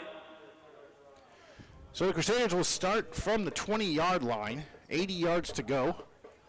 Looking to see if they can string something together here. It's been a rough go of it. If you're just joining us, it was 7-6 after 1. It's 40-6 now after 2.5. Not even quite halfway through the third quarter. And it's a 40 spot on the board for Bedford. Just a rough go after that first touchdown from Memorial. As Bedford came back after that, caught by surprise, but they came back hungry. Here's a pitch that is swallowed up quickly. Nowhere to run there for the hobbled running back Chase Bursch. He's going to come back off the field. Don't think we're going to see him run the ball again today. No. And Boza That did not look good. at the 21, and gain of 1 will be So Colin Bolio is checked into the game, the freshman number 11. They tried to find him earlier on a little screen pass that went over his head, so we'll see if they got something drawn up for him again. He's a very athletic receiver. Going to be fun to watch here the next few years for the Crusaders. Similar setup, but they go across the middle this time. Finds Sawyer Bergeron, the second completion, I believe, for him today. stopped by Irwin at the 29-yard line. So the setup's 3rd and short. They're going to go with the hurry-up offense here. It's like 3rd and 1. Yep, 3rd and 1. He's getting the play call from Sturgis. He calls it in.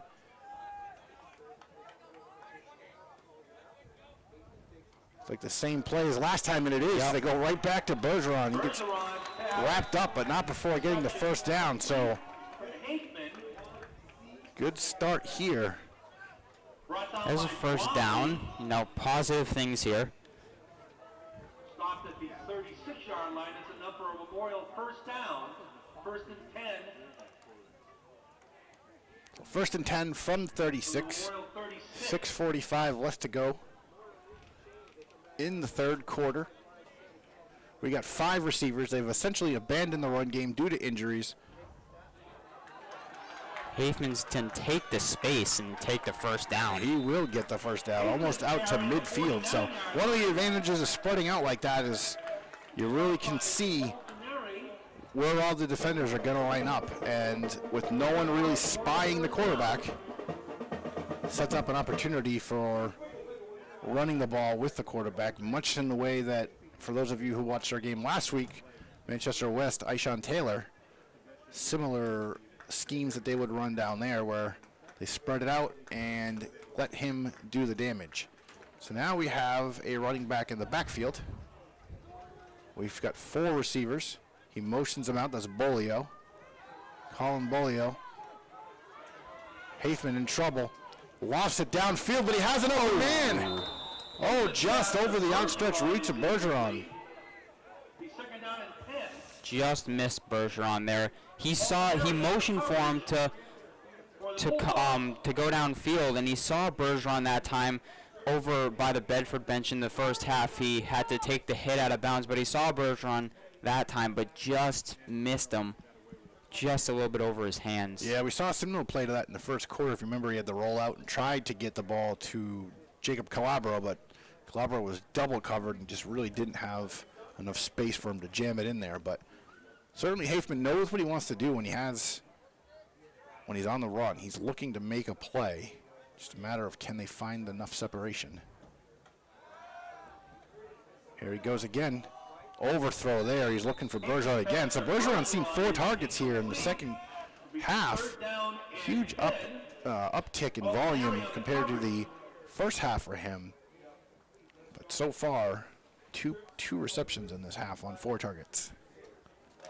Yeah, I kind of figured that he would see some more targets in this half because Hafman tried to go to Calabro quite a few times in the first half. He did hit him a couple times, but you know, you can't go to the same receiver every single time. It's just not going to work. All right, so we get 2 receivers, a tight end, 2 tight ends, 1 running back. Hafman looking downfield, tries to stick it underneath the zone, and he does. Hey, guess who that is? That's Sawyer Bergeron for the 5th time this drive. So Bergeron getting some action here. That's enough for a first down for the Crusaders. Basically letting Bedford know that Memorial does have a second receiver and not just Calabro. So a little charge here out of this Crusader team. They're moving the ball down the field. Bedford playing a soft zone. Hafman doing a good job of just picking apart underneath.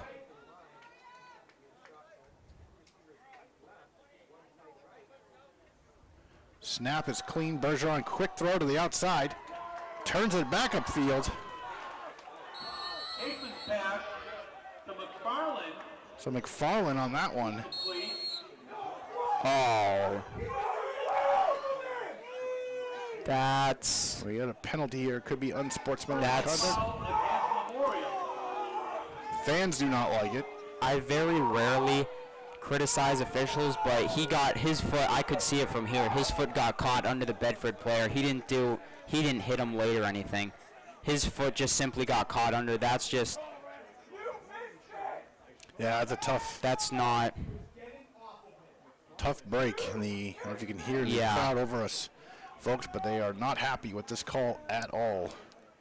Yeah. Frustration obviously settling, and you're down 40-6, but that was a tough call. Something like that happens when McFarland had a great gain, and then, you know, penalty like that happens, just not going to settle well.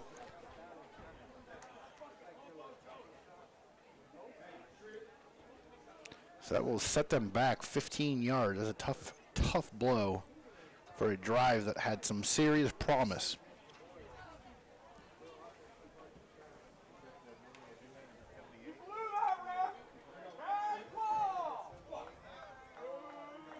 Yeah, we are hearing boos from the crowd here towards the referees, as they really do not agree with that penalty call. Well, I've never heard that boos to referees. I've heard stuff yelled at them, but I've never heard boos like that. But frustrated crowd for sure.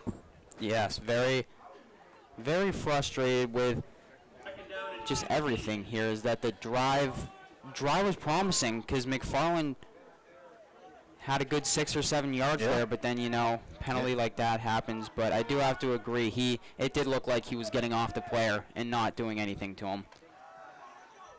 Again, quick throw. That'll be for 5 yards. Another flag down, though. So again, a little bit of laundry here. So we have another penalty. Bergeron is complete, but there's another flag on the play. So Bergeron again is 6th target here, as Hafman's been going to him on these underneath routes. Bedford just playing soft zone. I think they're kind of content to let Manchester move the ball a little bit. Penalties on Bedford. Penalty is on Bedford, so that will move the chains. Looks like they're moving quite a bit, too. Yeah, that's a makeup call perhaps for... Right. You'd have to think. Helmet contact on that play. Helmet to helmet. That's why. Yeah, we saw Hafman motion that when he was coming off the field, so he knew right away what was going on. 3 receivers, the bottom of the screen, 1 to your top. Running back motions out. And Another flag. They're going to go right up to seam in the middle. That's tipped away. Hastings' pass is incomplete. There's a flag on that play. So Bolio comes off the field, and the coach is frustrated with him about something. Doesn't really like the technique he used on that. Now they've The used movement in the backfield, I think, is what it is. Yeah.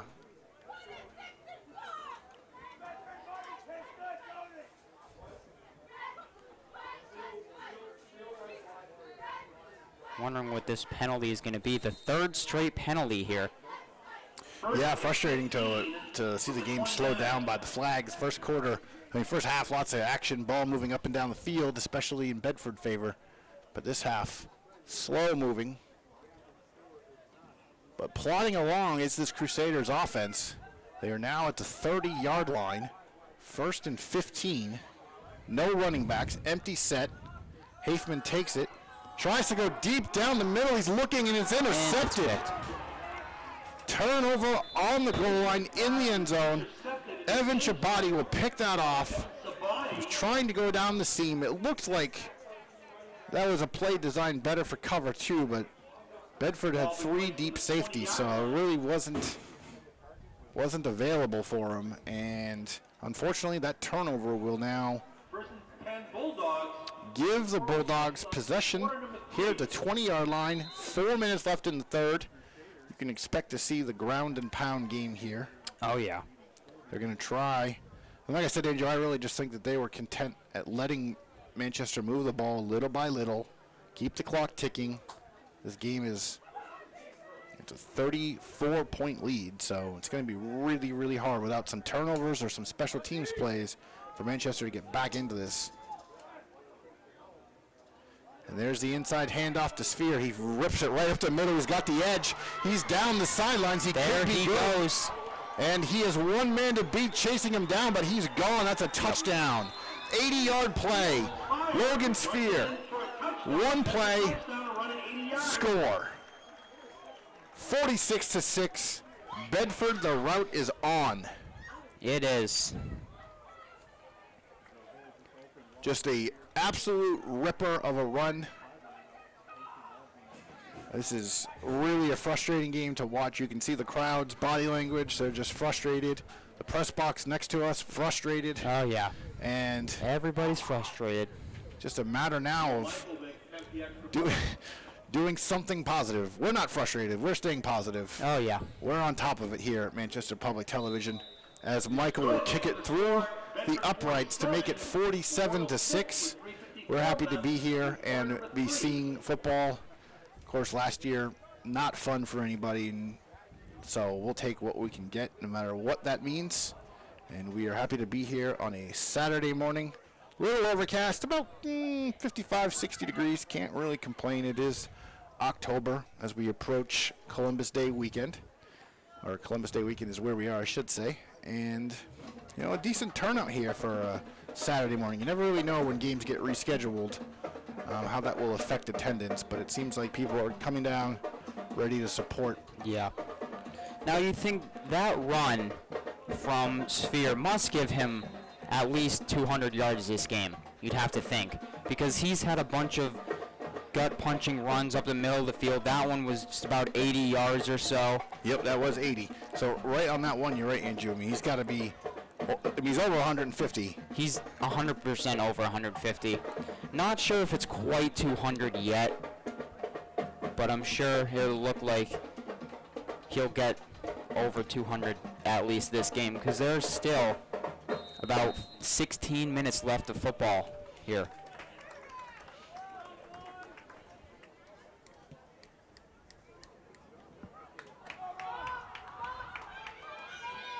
So, solid field position here as Manchester will take over at 35.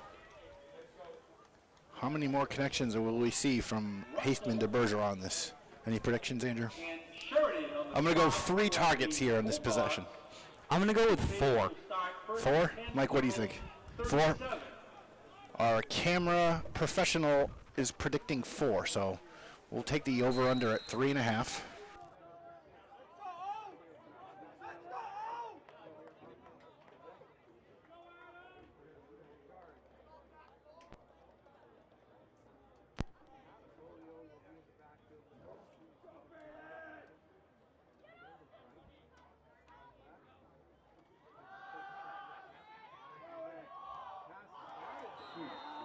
Haseman's pass is blocked by Jones. Knock something out over there. Second down and 10. This thing? No, 97%. And that's just streaming.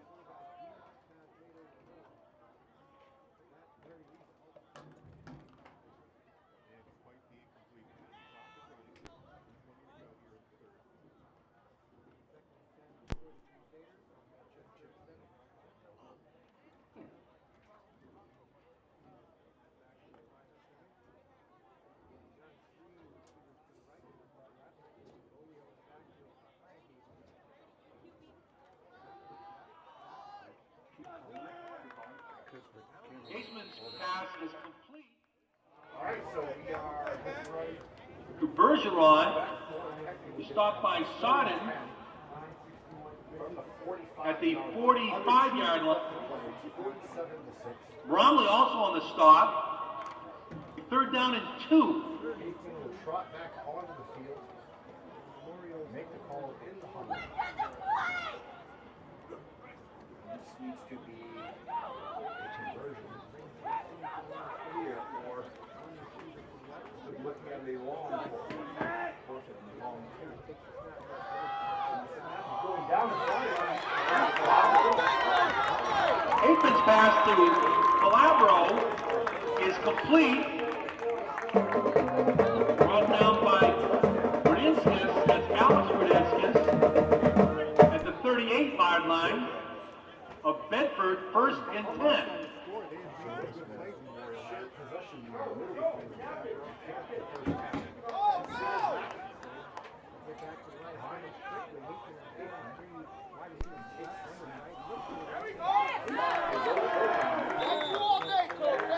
Haseman's pass to Bergeron is complete. Christopher on the coverage. Run out of bounds at the 30.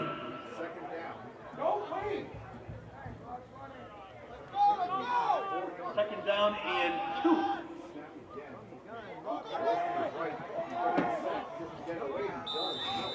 Haseman's pass to Bergeron sails incomplete. Risso and Christopher on the coverage.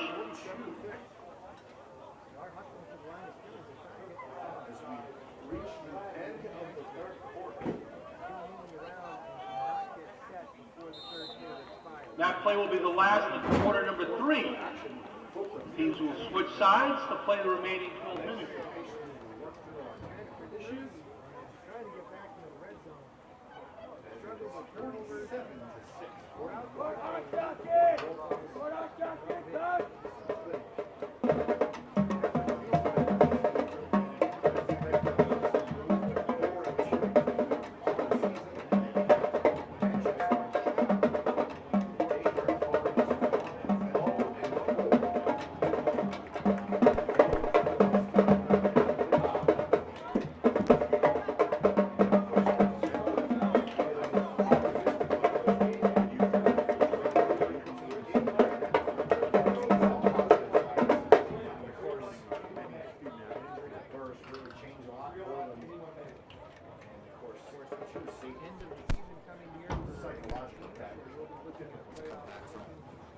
That injury to Burris really does hurt.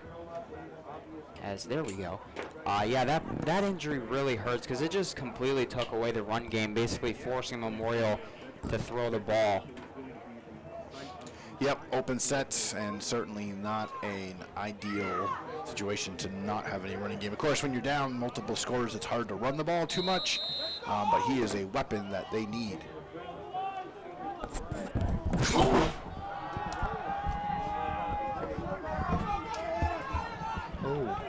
Did he Haseman on the carry. first down, it looks like. Yeah, fantastic. Run out of bounds by Polishon Yes, he did. They are signaling that he got the first down. at the 25. Up here like he First did. down He's Crusaders. really been the MVP today for this Bedford 25. Manchester team. Really doing it all. Smart football.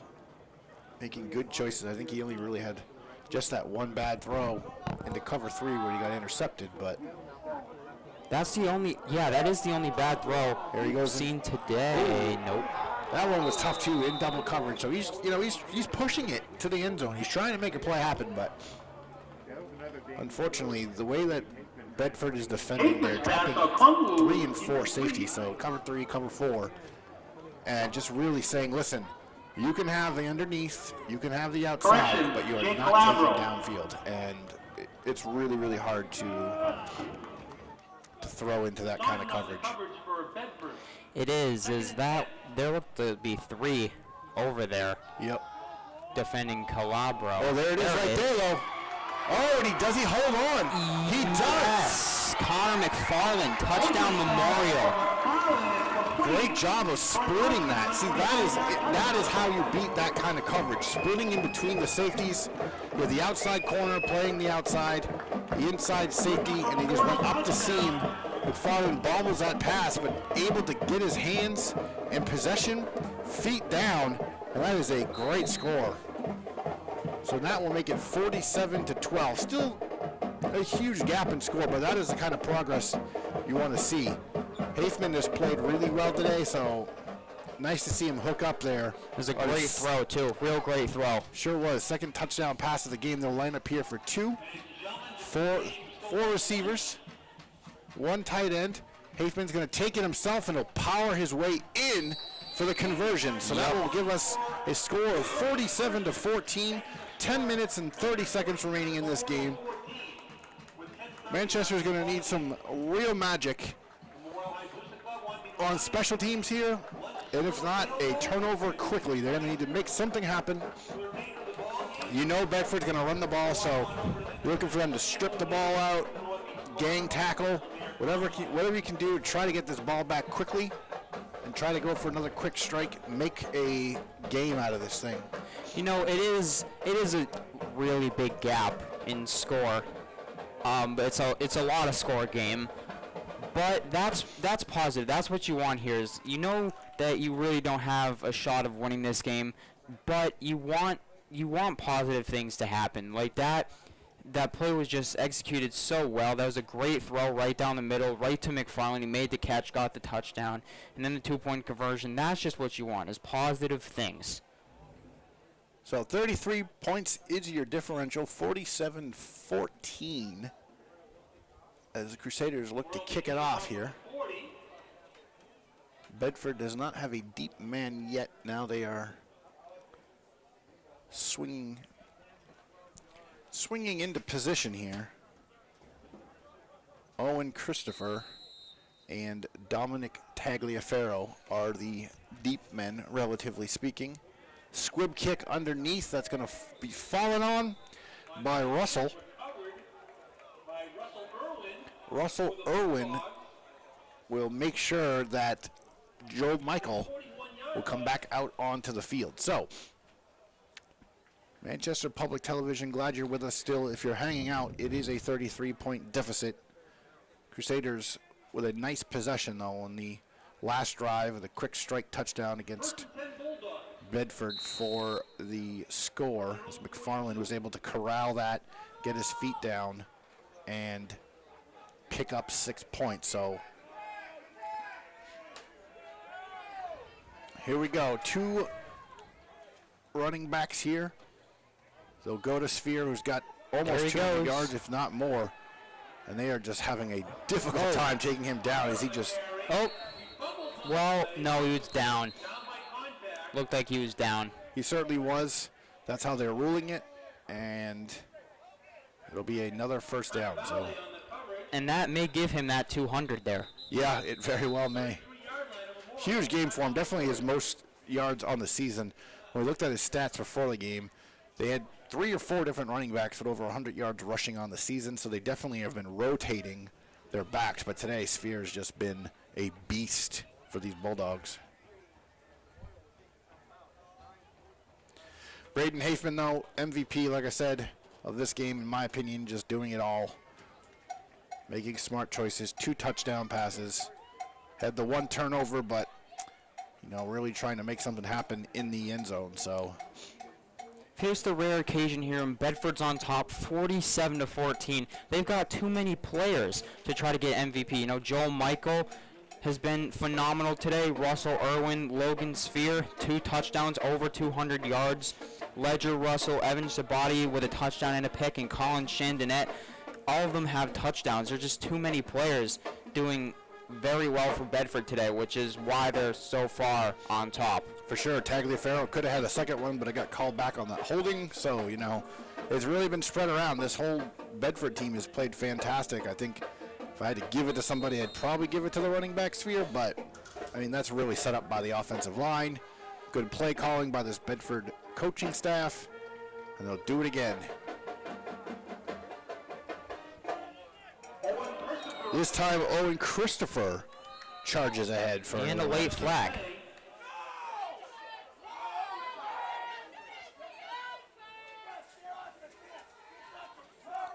The fans here are not happy. Groaning from the crowd again. Not happy. As I'm gonna wager 1,000 that this is on Memorial here, Alex. Just given the reaction, yes, I would say that's true. Some of the players from Memorial turning around to their parents, kind of motioning them to settle down, Beavis. Yeah. It is 47-14, and this game is out of hand. So, but there's a chance here to work on some situational football. It's 12-yard line. You know, you're in your red zone. Let's see if we can buckle down here, make a stop. Looks like Chase Burris is done for the game. He's got ice wrapped around his foot, which basically just eliminates completely the run game for Memorial for the rest of this ball game. Oh, that is swallowed up and pushed out of bounds. Small gain there. Owen Christopher, number 21. Another new running back for Bedford that we've seen touch the ball here. I'm pretty sure the entire senior class has had a carry today. Yeah. Just about here, it's looking like. 2nd and 3 from the 5. They can get a first down, it looks like. Yes, they can. So, looking for a bad snap here, maybe a bad decision. Although Michael hasn't made any bad decisions today. That snap is clean and going nowhere. Ledger Russell tries to stuff it up the middle, but the wall of red meets him at the line of scrimmage and says, "We are going to stop you here. Thou shalt not pass." 3rd and 3 from the 5-yard line. Big stop here, opportunity. Then if it's 4th and short, not sure what you do if you're Bedford. I know what Bill Belichick would do, which would go for it anyway. Yeah, you know, it is 47-14. They've got a strong kicker. I feel like they just take the 3, make it 50 even. Yep. Although Bill would say, "What do you want me to do? Kick a field goal there?" So Yeah. we'll see. Here's the handoff outside There he throw, goes. and he walks his way in for the easy touchdown. So Dominic Tagliaferro with his 2nd touchdown of the day. Could have had 3, one call back on the holding call in the first quarter, but as it stands now, it is 53-14. Manchester has given up multiple scores in the second quarter and the fourth quarter. It is now 53-14. Joe Michael sets up for the extra point. Snap is down, kick is up, perfectly splits the uprights.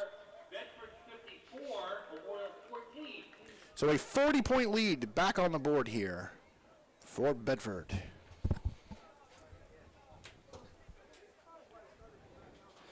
Yeah, Bedford now leads by 40 with a good 7 minutes left in this game. 7 minutes.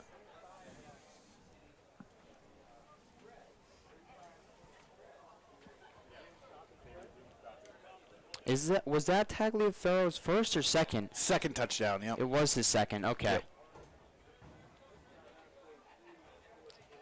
Yes, he could have had that third one, but Looked like it did look too easy for him there on that. That's right, yep, on the holding. The holding. He's had a great game as No. well. 2 long returns, 1 on a punt, 1 on a kickoff. Holding penalties are the penalties that the game needs, but everybody hates, you know. 100%. Football without holding would just be an absolute mess. But, you know, you've got a good drive like that, and then one holding call can just completely ruin it and ruin the drive. So the game needs them. Squib kick here. Trouble fielding it, and he's going to get wrecked. Oh, that was a big hit as he struggled to field the ball. That was number 2, which I don't have on my score sheet. Andrew, do you know who number 2 is? I can't tell. No, he's not on either of our rosters. So tough play there for the unknown young man. I think there's a little bit of extracurricular activity at the end there. There's a couple late pushing and shoving there around the pile. So 4 receivers, 1 back here for Hafman. He's looking downfield. He'll try to split it. He's going to get that's pass tangled up, and interference. that is a flag. That's an easy call. Sawyer Bergeron tripped up. And according to the scoreboard, it's 3rd down and 3. Scoreboard lagging a little bit here, as that penalty is going to be on number 4. Again, we're getting into the part of the rosters where they're not actually listed. So number 4 for Bedford. Yeah, he's not on either of our rosters, and that is the part of the game here where quite a few people are not on our roster. Yep. Usually seen in a blowout where some of these other younger guys get in some action. Good for them for a little bit of development here. Learn a lesson there. You can't tangle and trip up a receiver like that. You got to stay in his pocket, but you can't take out his legs. And so now, looks like they're backing it up. Maybe Wait a minute. I think these fans are mad a few minutes ago. Did they not call that pass interference on number 4? Because it looked like he completely shoved McFarland to the ground. Yeah, unless they're calling it offensive pass interference, which is a little confusing.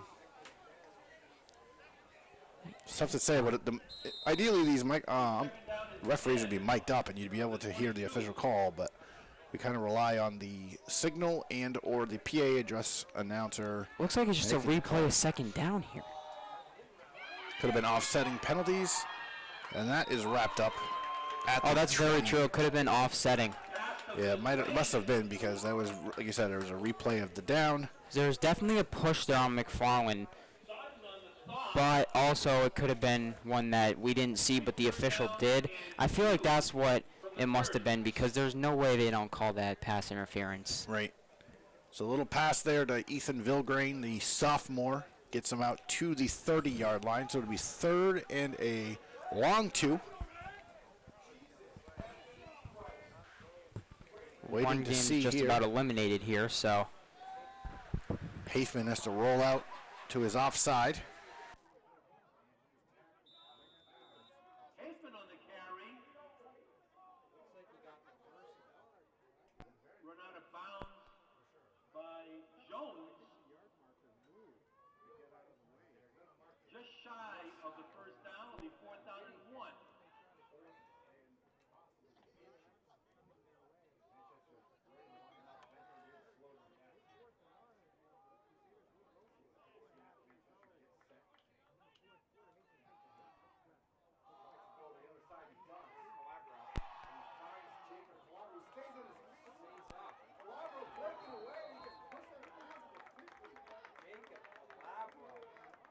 Hafman's pass is complete.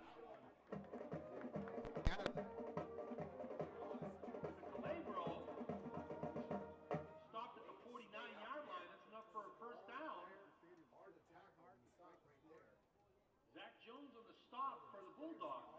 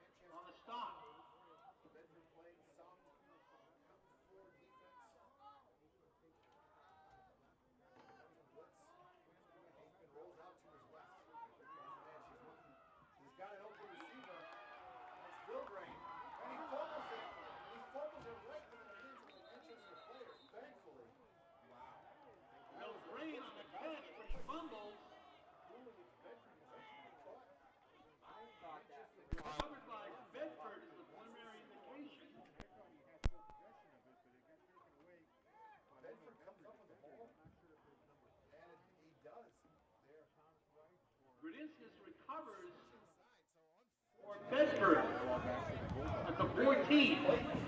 Rolls out, offside, to the left. First and 10 Bulldogs from their own 14-yard line. Finds Vilgreen. That ball just pops out, ends up in the hands. Bedford defender.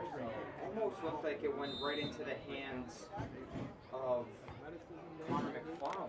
Yeah, But I thought, but it looks like Rudinsky's picked it up. We got 2 minutes left here in the fourth quarter. Now James Black will take it home for the Bulldogs. Readjusts his We've got a new quarterback in there. Bedford. There's a Michael. Penalty on the play. Looks like a legal procedure against Bedford.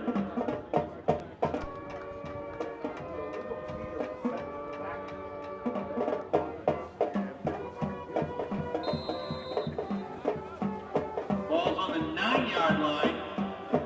First and 15.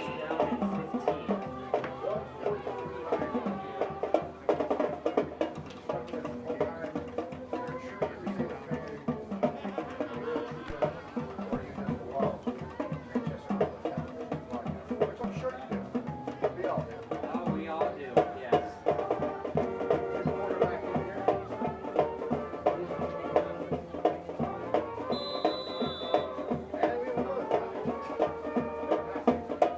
Delay of game penalty. Play a game. Flank's gonna be on Bedford. After distance to the goal line, it's now on the 4.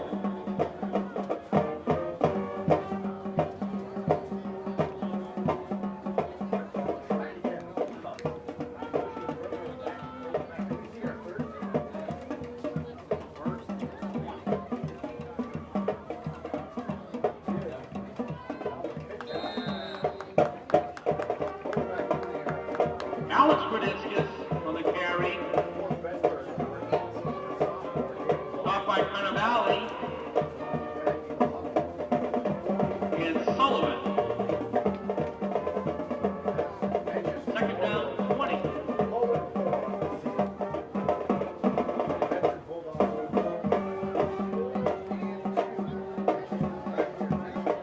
Second down, 14, correction.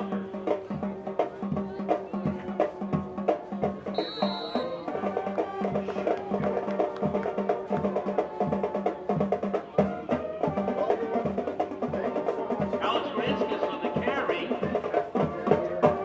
Saturday, always good to be out enjoying sports. Competitively for our Crusaders. They became all Nonetheless, the final And that's the last play of the ball game. Final score, Bedford 54, Memorial 14.